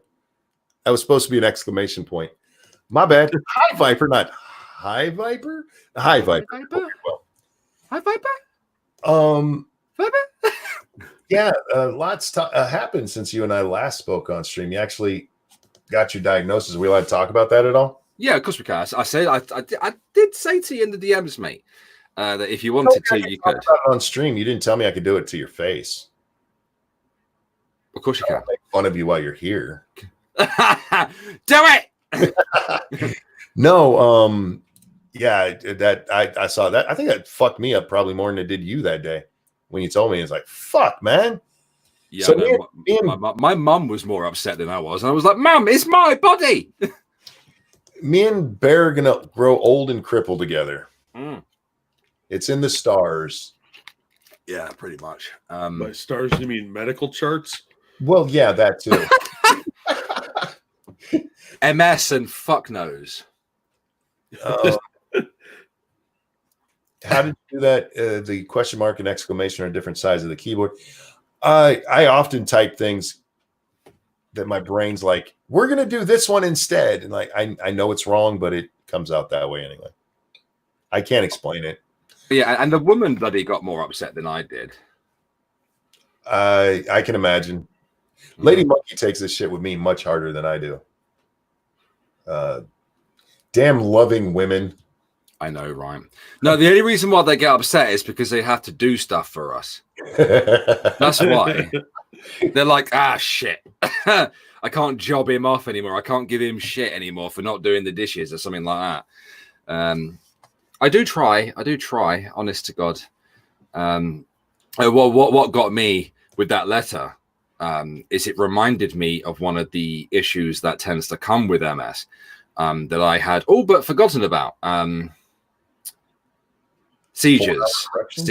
Seizures. Oh, yeah. Because it listed my symptoms at the bottom of the letter, and I was like, my brother has those. I'm like, fuck, I'm gonna die on live stream. Most seizures aren't deadly. No, I know, but knowing fucking me, I'll bite my tongue, swallow it, and then fucking choke to death. Live this Sunday. What you do, get yourself a chair that you strap yourself into that leans forward. You'll be fine. And film yourself when you have a seizure, and then make that one of the things for Streamlabs. Mate, I'm telling you, it's gonna happen on stream. And then the fuckers from Kiwi Farms will upload it there. And the moment Irate Alex nearly died, oh god, don't let them report on my death. Don't do it. And should Keemstar ever get wind of it, just if he reports it in his video, flag him. That is my only request in my will. Is if any YouTuber reports on my death that is like a drama YouTuber. Like Monkey's allowed to do it, like my friends are allowed to do it. But if a fucking drama YouTuber does it, you have my full permission to go and flag them. Fair enough. Done. Thank you, Jim and Monkey. No, you got it will be Greg, man. Lots of years. I don't know, man. It's messed up when you wake up and you're stiff and you realize that that's a good thing. Yeah. See, I wake up stiff and it's never a good thing. I have those moments, Bear, where I'll wake up and it's actually one of the most depressing parts of my days sometimes is when I first wake up. Because for about 30 seconds, I don't feel anything. Nothing. And that's not something I'm used to. I can, like right now, I can tell you exactly where my femur is. And I'm not talking, I know where my leg is. I know where my femur is located. So when I wake up and I have that moment where I don't feel anything, it's this weird relief. Yeah. Reality comes back. I'm like, motherfucker. No. Yeah, for me, waking up stiff and not being able to kind of, it's like when you used to go to the gym and you wake up the next day because you overdid it and you're like, oh my God, it feels like that, right? But it is actually a good thing because when I'm stiff, it means my muscles are tight, right? And that means there's a much less of a chance of me falling over. Right. Yeah. It means this shit's working. Yeah. If I feel normal, that means that I will most likely push myself too hard. And just bearing in mind, pushing myself too hard is acting normally. Yeah. And then all of a sudden, wibble wobble, jelly on a plate. Poof. Yeah. Oh man. I'm happy to joke about your illness, but before we get there, has your doctor talked at all about therapies, or do they have to figure out what kind it is to make sure what to do? Yeah, that's the thing, mate. First, you go to your doctor because you think that you might have it. Well, in my circumstance, I had 2 episodes back to back, and I was like, "Fuck this! I'm going to emergency." Right. And they did the CT. But usually, you'd go see a doctor. You'd have a discussion with them, and you'd present your symptoms to them. Then they would refer you for all your scans and stuff. And the neurologist is when they give their pre-diagnosis, he has referred me to the MS clinic. So the MS clinic will be the ones that determine what type of MS it is. And then will come the treatment plans and therapies and stuff. Fair enough.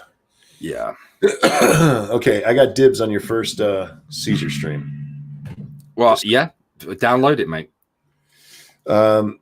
And you guys better donate good for that one. Please, Monkey has my full permission to not only download that live stream, but to clip the fuck out of it and edit it and turn it into a music video. I'm going to put it on your diss track. Do it. I'm going to put it on that Bearing video where he goes, do.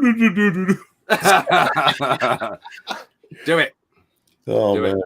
In fact, take Dr. Random McCammer's video where he's going bearing, Saigon, and then just keep clipping me in there, fucking going blah blah blah. Do it. Oh God. You have my full legitimate permission, whilst I'm fully compos mentis to do it. Remember, we're allowed to joke about this stuff. We're the ones going through it. Yeah, I'm allowed to. Man, it's it sucks, but you were just talking, pushing it, being just doing your normal stuff. And I get in so much trouble. And Lady Monkey's right every time she says it. Stop pushing yourself. You know what pushing yourself is for me? Doing the dishes. Yeah, same. In the same spot for 10, 15 minutes, whatever it is, just doing the dish. By the end of that, I'm ready to die. Yep. We are pretty much the same on that, Monkey. Yeah. Don't push yourself. I'm like, I'm just doing, I feel good right now. I'm going to try to help. Yep. You do what you can with what you have with this shit. The other day I said it to you. I said it to you, Monkey. I went to the shop, with my youngest. I walked back I say walk back. I hobbled back and stopped 4 times on the way back. That's when some weirdo stopped me in the street, acted as if he knew me, and was like, "What's wrong with your leg?" And I'm like, "Who the fuck's this guy?" And I was like, "No, it's not my leg. It's up here. It's." Because him stopping me not only threw me, but the brain fog is a pain in the ass. And I started with the brain fog the moment that he stopped me, and I was like, "Brain," and he was like, "Oh," and then he walked away. It's a pain in the fucking ass, man. But yeah, I walked back and I was fucked when I got back, but I still felt kind of good. So I got off my ass and I went into the kitchen and I tried doing the dishes. Do you know how far I got? 2 plates, a couple of forks and a knife before I was fucked and had to sit down again. Gotcha. Yeah. I hate being this way. Especially, see, you have younger children. I don't know how that would fuck me up in many ways. But like my adult children correcting me and looking after me like I'm a child sometimes. My daughter, she's the worst, man, because my daughter is not taking this very well at all. And she will yell at me, man. Like I go upstairs to hang out with the family when they were here. And she'd be right inside the kitchen, which is right at the top of the stairs. So I'd stop right there and start talking with her. And she'd go, "Get away from those stairs." I'm like, what? You can fall down them. I'm like, oh God. Relax, child. Monkey, did you see what I typed in the chat before I came on? I did not. I was ignoring chat at that moment. I didn't know you were streaming, and I got here because of brain fog. What? Yeah, it's weird, isn't it? Really fucking weird. So you're just conditioned to find me? Mate, I was trying to get to the YouTube music page. And I started typing and I pressed enter. I just didn't even look. Everything went blurry for a moment, and I guess everything up here just stopped. And I pressed enter, and then it took me to your channel, and I was like, "Ranting Monkeys Live," and I was like, "Oh, Monkeys Live." Jack, he was looking for music, so now you got to sing to him. Yeah. Happy birthday to you. Oh man, what is that pink thing behind you? That is Pringles. They're potato chips. I know what Pringles are, and they are prawn cocktail flavor. Ew. Shrimp cocktail flavor? No, prawn cocktail flavor. That's a shrimp. Stop it. It says prawn. It literally says there, prawn. The English don't English very well. That's disgusting. They're 2 different animals, prawns and shrimp. The reason I asked is because I kept catching it out of the corner of my eye, and it looks like this giant pink dildo up behind you. I mean, no, it's worse. It's prawn flavored Pringles. Prawn cocktail flavor. If you tasted them, you'd like them. I bet you would. No, I don't like seafood. I don't like seafood either, but I like. It doesn't taste like seafood. Exactly. It tastes probably more like the cocktail sauce. Mm-hmm. Yeah, so it's a nice flavor. But I'm not particularly big on seafood, but I like mackerel.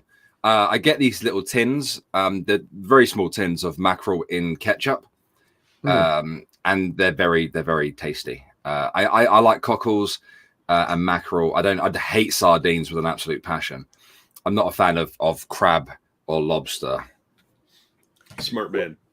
Yeah, Those are sea bugs, so don't eat that shit. Yeah. Um, They are fun to play with though. If you get a claw and you reach in and grab the tendons, and then you can mess with someone because you can make it clamp like that. That's disturbing. You never done that shit? I don't go around that nasty shit. Hell no. Well, I took my first like long-term girlfriend to a seafood restaurant. I took your mother to a seafood restaurant, and lobster thermidor was on it, and I'd never had lobster thermidor, and I was like, well, that's a fucking posh dish. I'll order that, you know. I'll pretend to be upper class. It tasted like shit, but I did grab the claw of the lobster and start fucking with my girlfriend at the time. Nice. Yeah. She's like, stop it, and I'm like, rah. Oh man, crab and lobster are awesome. I've never had crab and lobster is disgusting. Yeah, but you do you, man. If you like it, I have a bone to pick with you English people, Jack or Alex. Sorry, I'm used to saying Jack. It's brain. Right. Okay. Go on. I've noticed there's way too many Americans running around talking about eating fish and chips, and I blame you guys for that. This is the first I've heard of it. I've seen it a lot, and especially in the last few days, talking about how they like to eat fish and chips. I'm like, those are French fries. Stop it. Are they eating fish and potato chips? No. There's American restaurants now that are serving fish and chips. Okay. Like, well, no, I mean, no. Have you eaten it before? I don't. It's not about that. But have you eaten it before? Hell no. I have. Fish. It's all right. Yeah, yes. I mean, I'm not a fan of it myself. Fish and French fries. I hate it when you go to one and they specialize with the curry sauce, and then you see people with it covering it in curry sauce, and it looks like someone with liquid ass just shit in the bag. Yeah, but curry sauce is delicious. It depends, man. It really depends. That's true. It looks like someone shit in the bag. I'm never gonna eat that. Dude. If when it comes to fish and chips, I'm more of a ketchup and tons of vinegar guy. Like, and that's fine. But over here, we call them French fries. No, I'm sorry. Jake Thompson is correct. They're freedom fries. Yeah, but if you saw the type of chips that come in them, I'm not sure you would call them fries. You'd probably call them just sharp potatoes. What? Because they're not like, to me, fries are like thin. You know what I mean? Well, somebody in chat said that too. We have several different kinds of fries. Well, yeah, we do. Oh, monkey. No, what he's trying to explain is that their fries are a lot like their dentistry. Awful. They're actually a lot like my fingers. Jagged as if anything. Wedges. Well, no, they're not wedges. They're not, because wedges tend to be like, half moon shape. Oh, I was talking about the teeth. Sorry. You leave my teeth alone, Jack. Look, I just want you guys to keep your gay little culture over there. We'll call them. It's too late, monkey. We've already invaded. We tried. Back in 1776. We said no back then. Yeah, that's because we were too rough with y'all. We have to spoon you gently. That's how we infiltrate your country. Not just that, but there's an advert that I always see.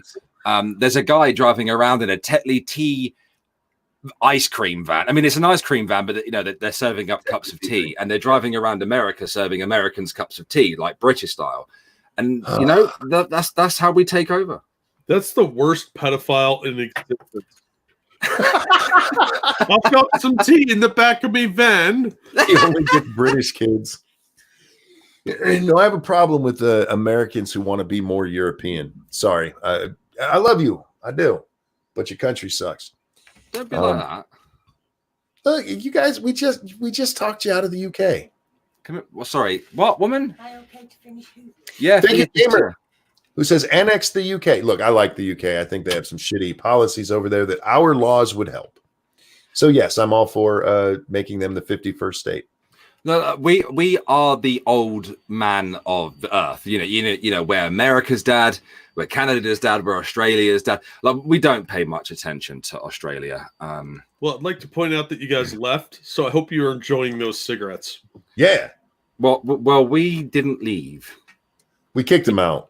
Yeah, we were pushed out like the old bastards we were, but America's very much our unruly 16-year-old. Yeah, we're awesome like that. Actually, if you think about it, it's kind of like you grow up in your house and then you kick your parents out. Yeah. You basically put us into a home. You retired us because we were being far too tyrannical, and that's how the shit started. To be honest, trying to be everywhere at once. But we came back. The Southerners in your country were like, we'll talk to the Brits still, because they appreciate old people. Like they're the conservatives. Like they're out to help the old people. Which is why we did the deals for the cotton and stuff like that with them. Yeah. You guys are kind of petty too. I wouldn't say that we're petty. You are. But I don't know about that. When the South broke away, you guys like, fuck yeah, we'll still work with you. Yeah, because the conservative, they appreciate their dad. Yeah, it had nothing to do with us kicking you out. It wasn't like, haha, watch these fuckers fight. The Brits outlive Americans because they don't overeat. The fuck they don't. Yeah, no. We do not. We do not. Look, we're not healthy. I've seen British people. It looks like our Walmart, man. Yeah, we're getting fatter. Yeah, we are, man. It's another thing. We gave you tobacco and obesity. Well, you gave us sweets during the because when you lot came over to do the D-Day landings, like you brought over chewing gum and you bought. I mean, we had sweets. We only had hard boiled sweets. Then you guys came along and you gave us like. Wait, back up. What? The fuck is a hard boiled treat? No, sweet or sweet, whatever. Yeah, you never had like a hard boiled like sweet before. I think those are called eggs. What? They didn't have candy; they had eggs. Yeah, it's a treat. We paint them yellow and hard boiled sweet. Yeah, it comes out of a chicken's butt. You boil it for a minute, and then you got a treat. Yeah. What? You get to the inside, and it's all yolky. No, I swear to God, I don't know what the fuck you're talking about. What's a you must have them stateside. Okay, I got to look this up. I have no idea. Okay, but you were saying we brought you. I know, like we brought Hershey bars because that was one of the things Germans were like, "Holy shit, chocolate! They taste good." I don't know about that. The Germans are very good with the chocolate. That's how they lure the children into the.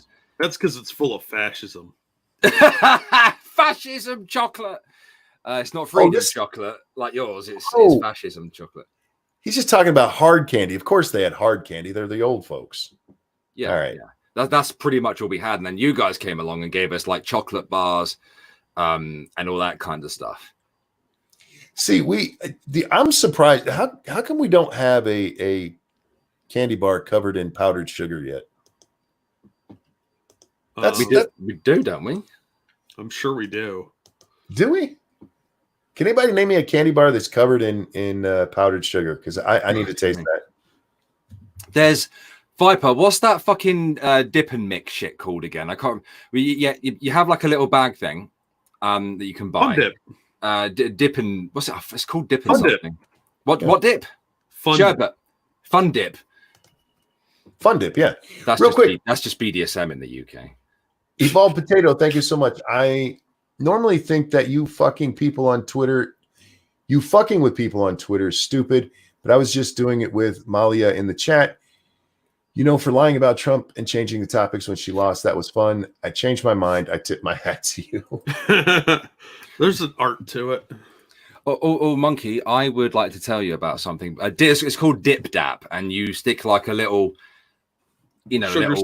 sugar stick into the sherbet, and then you stick it in your mouth and you suck on it like the bender you are. But no, I'd like to. Pardon? baby bottle pop. Is that what it's called? Pop, bop? No, he's talking about Fun Dip, but No, I know, call it but something else over there. I know what that is, but do you know what the baby bottle things are? Oh yeah, we've got those. Yeah, Yeah, it's like taking the Fun Dip things. They're the dipping. What do we call them here? Dip Dap. Yeah, whatever it's called. I'd like to show you two things, quick, if I Instead could. of the stick, we actually have the hard candy that you stick the sugar in before you lick it off. That's why we're fat, people. But anyway, Fun Dip is meth for kids. It really is. I'd like to show you two things. I'm sharing screen. Oh, Jesus Christ. I did say, because Americans don't believe you when you tell them. But that is a real brand. I know where that is in my local supermarket. I know exactly where it is, where they stock it. The bathroom? No, sir. They are in the frozen aisle, and you can eat those. Oh, where the families can see? Gross. Yes. Can you get that in 8 faggot size? Or is it 4 faggot size? I've seen them as 6 faggots. Well, the 8-pack was called an orgy. Yeah, the 8-pack is called a bukkake. I'd like to show you this tweet that I quote tweeted because it'll piss you off, Monkey. It'll piss you off. And it's one of those disabled people that think they're high and well, I don't even know if they're disabled, if I'm honest. Self-diagnosing isn't some trendy, edgy thing. We don't do it to gain oppression points or sympathy. There are so many reasons why someone would self-diagnose, all 100% valid. By harassing us for self-diagnosing, you risk being ableist, classist, etc., and a downright twat. And if I might read their profile, they, them, there, or Z, them, zir, non-binary, polyam, pan, autistic. And I was like, that's why. That's why. A lot going on there. Yeah, there's a lot to unpack. You don't get to self-diagnose and then claim it. Look, that's how Munchausen works, Monkey. You self-diagnose, and then you find the symptoms in your day-to-day life. These people are nuts. Yeah, they are. When I saw that, I took a screenshot of their profile and then took another screenshot homing in on the word autistic. Oh, God. Yeah. Oh, Bubba Hotep said it best. Self-diagnosing only has one good reason. They're dumb. Yeah. No, the first thing that we don't do it for was attention or impression points. Yes, that's exactly why you do it. Yep. Because if you thought it was real, you would go to a doctor and get it checked out. Mm-hmm. I'm not a self-diagnosed cripple. I'm a fucking cripple. Exactly. I have it on paper from a doctor. Well, think all the money you would have saved if you had self-diagnosed. Yeah, just be like, fuck it, I'm crippled. Feel bad for me, send me money. I'm crippled. I'm a cripple now. Look, guys, I don't want this to affect you in any way, but Jack and I and Bear, we're poor, and me and Bear are crippled. Mm-hmm. We can't work. Got a walking stick to prove it. So if you could give money to that bitch over on Twitter who needs it so bad. Gamer Valine, thank you. Thought the sauce was rich, creamy. The stream after I asked how you felt being surrounded by semen when Skep was on. Wow. Huh. Frankly says WebMD is cancer. Yeah, it is. I mean, they'll diagnose you with cancer. So WebMD is bad. It really is. Oh, by the way, thank you, Gamer Valine. But is it really all that much worse than going to a doctor? And here's why I asked that question. Last time when they finally diagnosed me, Bear, when I went to the doctor, they told me one of two things was probably going on. One of two things. Either MS or a tumor on my spine. They sent me home for a month with those two things in my brain. And it just turns out it's a bruise on my spine, which, causes all kinds of horrible shit. But it's not life-threatening like a fucking tumor growing on your fucking spine. So very much like how I've been treated, except for it was still marginally shorter. in time span because they didn't know if my shit was cancer either. They left you for a month thinking you had a fucking tumor in your spine. Brilliant. Yeah, so I mean, that's why, look, WebMD deserves every bit of shit that it gets, but doctors aren't all that much better when it comes to guessing what's wrong with you. Mate, At least they have diagnostics to figure it out, though. I have been there. I used to have a lady GP, and I sat down with her, and I shit you not, she pulls out this book, and starts looking up what's wrong with me. Oh, yeah. They should do that in front of you. And I'm like, really? Are you doing this in front of me right now? Oh, dear. Fucking cripples get good. Shut up, James. How dare you? No, all kidding aside, guys, if you like what you're seeing, please hit the like button. Please share. And please consider donating to the two gentlemen on the stream with me here. No, donate to Monkey. It's his stream. Give him dibdobs. Give Alex money and give Jack money. They're good people. If you have leftover cash from your Trump check, you should buy some merch from the merch store. There you go. Link below. You might have cancer or a code. Tune in next time on Dragon Ball Z. I was just reading that one. That's awesome. Frank, thank you so much. That's why doctors practice with mechanic. Why doctors practice and mechanics fix. Yeah. Look, there's a reason we have doctors, but I do think at this point in our lives we could probably automate a lot of this shit. My doctor does now. They have a computer. I go in there, I tell them what's wrong, she types stuff into it, and she goes, okay, this is what you have, and that's the end. Like, you went to WebMD, didn't you? Yep. But they can actually understand what WebMD is trying to say, whereas if you're a layman, it's just going to tell you that you're dying. Indeed. I still like doctors, and I'm like 50-50 on doctors. I've had really great ones, and then ones that are like, you shouldn't even be allowed to talk to people. Yeah. Oh. Yeah, man. My liver inflamed during high school exams. We do mock ones in the penultimate year to kind of get an idea of where you are, in terms of, whether you need more help or whether you're on the right track. And my liver inflamed whilst I was sat down doing the test. Yeah, I went to the toilet and I thought I needed to poo. And then suddenly I started throwing up everywhere and I couldn't move. Anyway, I went to the hospital, and the second doctor who came to examine me, he molested me, to be quite honest. He didn't ask for consent. He didn't even give me a kiss on the cheek. There was no warning. He came over to me, started poking and prodding. He shoved his hand down my trousers and grabbed my nuts. And I was like, what the fuck are you doing, mate? You should have a doctor. The NHS is so bad. I saw not one, not two, not three, not four, not five, but 14 doctors that day. Jesus. Damn. And it wasn't until the evening. I got to address this because Keeper Dam in chat said, are diabetic cripples candy capped?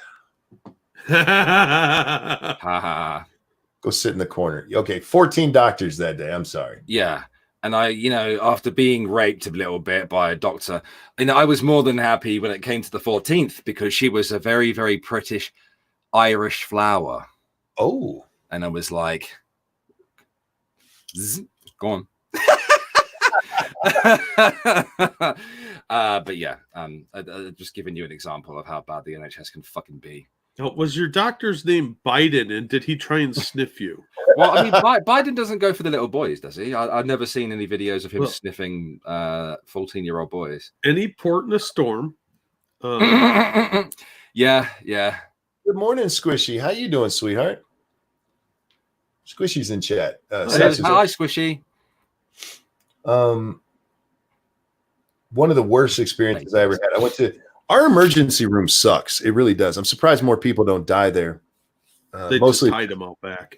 Old people die there because there's a lot of old people around here. But otherwise, I went in there one time because my eye hurt. It was clearly infected. And this motherfucker spends 10 minutes digging around in my eye because he thinks there might be something in it. Now, Yeah, him. Yeah, like get your fucking hand out of my eye. And at the end, he goes, "Yeah, there's nothing in there. It's probably an infection." I'm like, "Well, thank you for that. I appreciate it." Well, at least he checked. Oh, I think he was mad at something because it didn't take that long. He was very thorough in making sure there was nothing in my eye. Jesus Christ! Grab you by the eye and spin your head around. We have to pop that out and rinse it off real quick. He wanted to be a chiropractor. Oh, yeah, he man. did. Yeah, he did. Excuse me. Some Man. doctors are fucking mean. Yeah, some of them are. My doctor was great. I miss him, and I wish he didn't have to retire. Stay out of your own drug stash, doc. That's your rules. Look, I don't care how high he was. He was a good doctor, but he pissed off the wrong people, and they found out. Yeah, oops. He got in trouble for like a doctor house kind of thing. Oh, maybe he was better at doctoring while high. Dude, he diagnosed my problem with me just telling him I had a pain in my rib. I have a pain right here. Feels like it's coming through my back. He said that's a nerve problem, probably in your neck. Oh, I thought you were going to say, "Oh yeah, he knew right away that was a stab wound." Don't know how he did it. That's how good he was at a doctor. I don't care that he was high. He was better than the other fucking doctors. I hope he was high when he said that because that was pretty fucking impressive. WebMD told me I had cancer. WebMD once told me I had the plague. Nice. Which is sometimes quite concerning considering what the plague did to the UK. Yeah. No, we just have that down here in Frisco these days. Oh. Anti-vaxxers causing fucking old diseases that have been wiped out to come back to life. Well, you have that, and then you have a whole bunch of illegals from third world countries coming up here with no screening process, shitting in the street and living in it. Yeah. There's a reason we have plumbing. It's not just to keep the smell away, guys. That sounds colonialist to me. It really is, and that's a good thing. Sounds like white culture. Ex-Bubba Hotep says, also a lot of poop. Yeah, yeah. I don't understand pooping in the street. That's not something I could do. I don't know. I mean, that would have to be one of those I couldn't have stopped myself things. Yeah. Do they wipe? Or do they just pull up their pants and crust up? They drag themselves across the floor like a dog. I assume they don't, unless they're in the aisle at that supermarket where they had the guy pooping in the toilet paper aisle. Oh yeah, yeah. We watched that clip. We've all been there where you stepped in dog shit and then it's like, and you're trying to wipe it off on like a bit of grass. Yeah. It's the same thing. They just wipe with their shoe. I mean, a sock, maybe. Oh, a sock. Someone's sleeve that is none the wiser. Their hand, like they're in Afghanistan. San Francisco's it's a dirty place, and I don't understand why people move there. And that's where like all of our high tech stuff is. Yeah, I don't get it either. That's disgusting. That's probably why they are only alive still because of how hilly San Francisco is. Because it just goes downhill when it rolls into the sea. Rolls into the bay. Yeah. Flinging at people like it's so nasty. And it for all the problems of it being homeless, a lot of it is illegals coming in, man. Where else are they going to shit?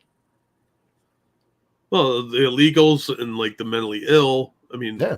McDonald's. Look, the mentally ill, I understand them. It's not their problem. No, they closed all the institutes. Look, 49%, I think it is, of all homeless are in California. Yeah. In the U.S., rather. But yeah, that's pretty messed up. That's a lot of bums. Yeah, a lot of them are junkies.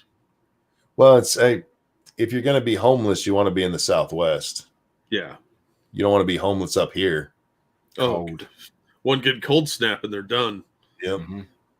Well, they actually had to order the power companies to stop shutting off power on old people in the wintertime because there was a cold snap that killed like 4 old people up here. Faithless, we have needle programs here. As you know, I work with the homeless. There's a little symbol that you'll see on buildings that will have that program, or usually chemists or pharmacies will have them on the front. It's a little green arrow that points one way, a little red arrow that points the other way. Junkies know that they can go here and get clean needles to use, because it's better for them to use clean needles than to spread HIV, AIDS, and various other hepatitis diseases around. And yeah, almost everyone that I work with is addicted to something, whether it's alcohol, spice, heroin, or crack. Gamer of Lean says, no, they're fleeing Silicon Valley and moving to Arizona. Razor made a game to count California tags. I just want them to learn the left lane is for passing, and they don't police traffic. California has seen some movement in the last few years. People fleeing the state, largely going to Arizona, Texas, Nevada, trying to get the fuck out of what California has become, because it's a shithole. Parts of it with really nice, beautiful buildings are basically a third world country. You got people literally shitting in the street. When the mayor has to come out, Alex, the mayor has to come out and announce an initiative to clean the shit out of the streets, you have a problem. Yeah, it is. Yeah. Yeah, they have an app for that, for avoiding human feces on the street. That's probably how Corona really got started. It was in Chinatown in San Francisco. Oh, safe needles. I'm sorry, but at that point, it would be less cruel to throw them off a cliff. Oof. Ouch. You're hardcore. That's very harsh, I'd say. People can get off drugs, and they can, recover and live a fairly decent life. But they'll be more motivated if we start chucking them off of buildings. I mean, to be honest, mate, I don't think that would work. I don't think so genuinely, because have you ever seen somebody when they're on heroin? Oh God, yeah. Yeah, they don't give a fuck about anything. Yeah, they're literally like, and they're fucking dribbling all over themselves, and they've got that uber feeling of euphoria. And I wouldn't put it past the bastards to fucking survive it, if I'm honest. Yeah, well, they go all loose. That's why, like, drunks survive car crashes. Mm-hmm. Yep. Yeah, they'll just get, they hit the fucking, the rocks, and they'll just be like, oh, my back, I needed that. And, and they'll be like, oh, what happened? Yeah, it's nasty. I have no problem with needle exchanges. I wish there was a way. They come in for a needle exchange. You lock them up in a building for 3 years where they have to be clean. Mm-hmm. But you can't force it on them. So, yeah. I mean, here's the thing, guys. Like where I we can bet on the bounce, Faithless. Where I work, it's one large building, right? And one side they live in it. They have to obviously walk out to walk around to the other building. The other building is the exchange, and it's where they can get access to methadone and rehabilitation services. And some of these fuckers don't use it because they don't have the fortitude, the mental strength to stay off. And I think that's a lot to do with like how methadone works. You take it just makes you feel sick. They the people that I know who've gotten hooked on opioids, man, the feeling that euphoria, and they just chase it. You can't fight that, man. You have to have a very good reason to want to. They describe it as, just fuck. The way they describe it, I want to try it. I'm not going to, but the way they describe it is like, hell yeah, that sounds wonderful. Mm-hmm. No care in the world. They describe it very much the way I look at Xanax, which is why, I could easily be a Xanax junkie. And it's a great feeling. When that Xanax, I didn't give a fuck about nothing. You have been prescribed Oxy? Monkey? No. I'm surprised. They offered it to me, and I told them no. I know someone who has Oxy, and obviously only takes it when the pain becomes too extreme. And then they start laughing their ass off and having a wonderful time, but they only take it as and when. No, I've seen people come off opioid addiction before. And I was like, no, I don't want any of that shit. The only thing I was on Tylenol 4. which has codeine in it. Mm. And that's a very mild opioid. And when I finally came off of that, I told the doctor, like, it's not helping. When I take it, it doesn't, dull the pain or anything. So like, I'm done. He's like, yeah, you don't take it anymore then. The 2 days after I stopped taking it was some of the most painful days of my life. Like, at just that little bit, I was on it for probably a year. And yeah, just, it's not a narcotic, Monkey. Yes, it is. It's an opioid. Yeah, if it's got codeine, it is. Yeah. I'm not a fan of codeine, to be honest. Tastes Yeah, horrible. and it was just 2 days of pain until my body was like, okay, we're normal again. And then it just back to my normal pain, which was awesome. Real quick on the Streamlabs. Thank you, Bert and Ernie. Damn, missed most of the stream. Been busy throwing up disinfectant, but removing the mag light from my ass was the difficult part. Thank you, Bert and Ernie. That's a weird place to get one stuck. Backscan says, I have to take Xanax in the morning sometimes, but they don't do a lot. What dosage did you take? It was a very low dosage. I'm probably going to fuck this up, but I want to say like 15 milligrams, something like that. It was a very tiny amount. It was just enough to get me through my MRIs.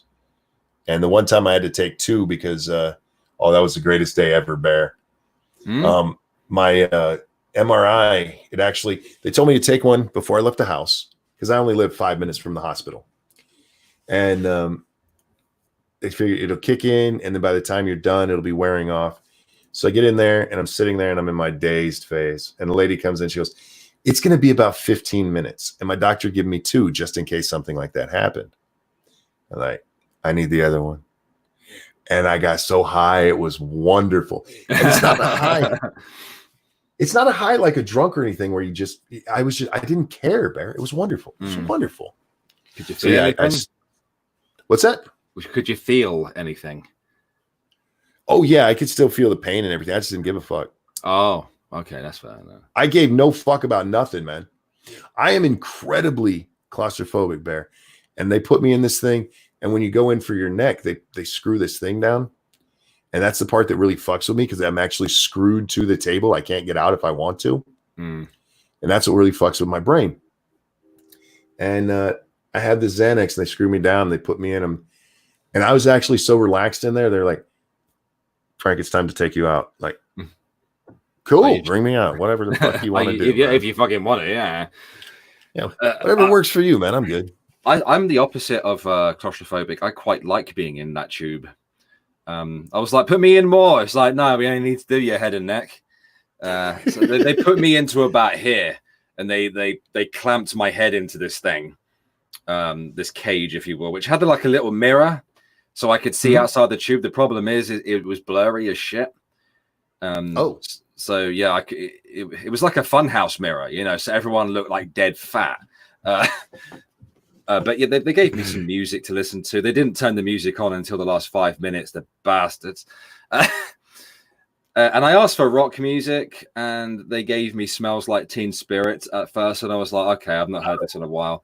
And then all the music after that wasn't fucking rock, like Take On Me. That's not a rock song. Give me some fucking metal, you bastards. Well, see, when I went in, they just use oh shit, what's that? Pandora. So you tell them what, like, a band that you like, and like, just do 3 Doors Down, because I actually use that on my Pandora. So all of the music that came up was shit I liked. Oh, lucky. They were really nice to me these last couple of times I had them. Mate, because at first I wasn't using a walking stick. I was using like a ski stick, because that's all I could get all my hands. I don't know where my mother-in-law got that from. I had the moodiest nurse.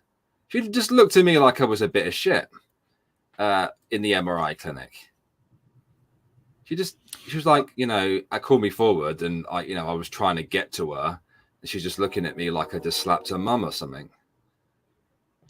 Evolved Potato over on the Streamlabs, thank you again, says you couldn't be a junkie. Lady Monkey would just have to pull it upstairs, and you'd just fall down. Why you want to make fun of the cripple guy, man? I nearly went flying down the stairs yesterday. Don't do that. Your family will get mad at you.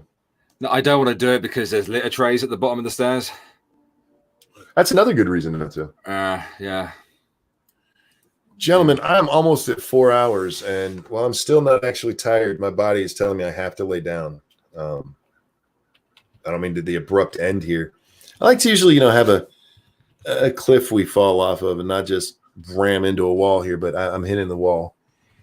So, chat, guys, thank you so much for coming and hanging out with us tonight. Thank you for all of the donations. Not everybody's like that cunt over there on Twitter. We really, really do appreciate all you do for us. Jack, is there anything you'd like to shill today, sir? Yeah, I found Polly gave me this link to this video that I want to share. It's about how America is still a British colony secretly. So watch it while you can. It's fun. We know the truth now, Bear. Oh, Jordan, thank you. Sorry, mate. I didn't see it. £5 via Streamlabs. Why do British people drive on the left? Because they have no rights. You bastard. Thank you.